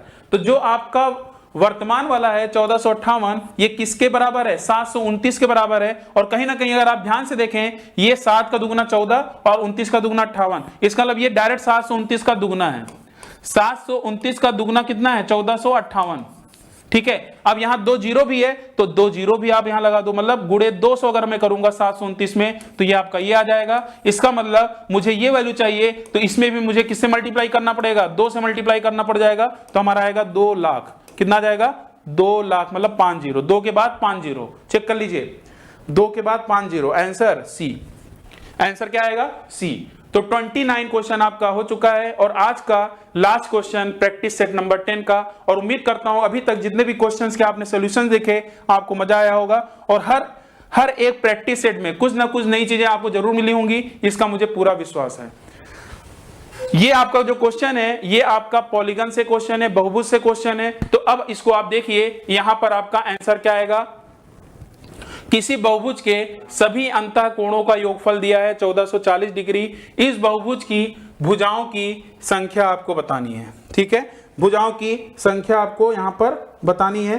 तो इसमें आप देखिए बहुत सारे आपके यहां पर आपको अच्छे से फार्मूला भी पता होगा, तो आप चाहें तो फार्मूला का भी यूज कर सकते हैं। तो आपको ये फार्मूला पता होना चाहिए। अगर अंतः कोणों का योगफल, बहुभुज के अंतः कोणों का योगफल का जो फार्मूला होता है n-2, n जहां पर क्या है भुजाओं की संख्या होगी, जो भी बहुभुज बन रहा होगा, तो n-2 पाई बराबर अंतः कोणों का योगफल पूरा। तो ये 1440 दिया गया है, और ये पाई का मान क्या होता है 180 होता है, तो 180 से अगर आप काटोगे तो 0 से 0 कट जाएगा और 18 अट्ठे 144, तो n-2 बराबर 8, तो n बराबर कितना आ जाएगा 10 आ जाएगा। एक तो ये तरीका था, लेकिन एक बहुत ही और अच्छा तरीका है जहां पर आप ऑप्शन के थ्रू भी जाकर क्वेश्चंस को कर सकते हैं। अब यहां समझिएगा, यहां पर ऑप्शन के थ्रू कैसे जाना है। वैसे देखिए कई बार एग्जाम में बहुभुज भी बोल देता है, कई बार सम बहुभुज भी बोल जाता है, ठीक है। तो ध्यान रखिएगा, सम बहुभुज जो होता है जिसे हम लोग बोलते हैं रेगुलर पॉलीगन, ये क्या है आपका पॉलीगन। तो रेगुलर जो पॉलीगन होता है उसमें सारी भुजाएं बराबर होती हैं, सारे कोण बराबर होते हैं, तो आप क्या करिए, अंतः को अभी मैंने बताया भी था कि बाह्य कोणों का योगफल कितना होता है 360। किसी भी बहुभुज में बाह्य कोणों का योगफल 360 होता है। अगर मैं 360 में हमारा आंसर कितना आया 10, मान लीजिए मैं ऑप्शन से चेक करता और ये हमने क्या करते, मैं इसको 10 से अगर भाग दे देता तो हमारा आ जाता कितना आ जाता 36 आ जाता। तो एक बाह्य कोण का मान 36 आया, तो अंतः कोण जो का मान होगा 180 में से 36 घटा दो, 180 में से 36 घटा दोगे तो वो आपका आ जाएगा एक अंतः कोण आ जाएगा 144 डिग्री। भाई इनका योग होता है बाह्य कोण, और एक बाह्य कोण और एक अंतः कोणों का योगफल 180 डिग्री होता है। अब 144 डिग्री हो गया। अब 10 आपकी भुजा है, तो मैं 10 से अगर मल्टीप्लाई करूंगा तो इसका मतलब ये आपका आ जाएगा 144 गुणे 10, तो कितना आ जाएगा 1440 डिग्री। तो हमारा आंसर वेरीफाई हो गया। तो इस तरीके से आप ऑप्शन के थ्रू भी जाकर कर सकते हैं, ठीक है। तो सारी चीजें आपको पता होनी चाहिए। तो उम्मीद करता हूं आपको ये सेशन जो आपका प्रैक्टिस सेट नंबर 8 था, आपको अच्छे से प्रैक्टिस सेट नंबर 10 था, आपको अच्छे समझ में आया होगा। तो सारे ही पार्टों को अच्छे से देखिए, पहले क्वेश्चन अपने से लगाइए, ठीक है, अपने से अपना मूल्यांकन करिए कि भाई हमारी तैयारी कैसी है।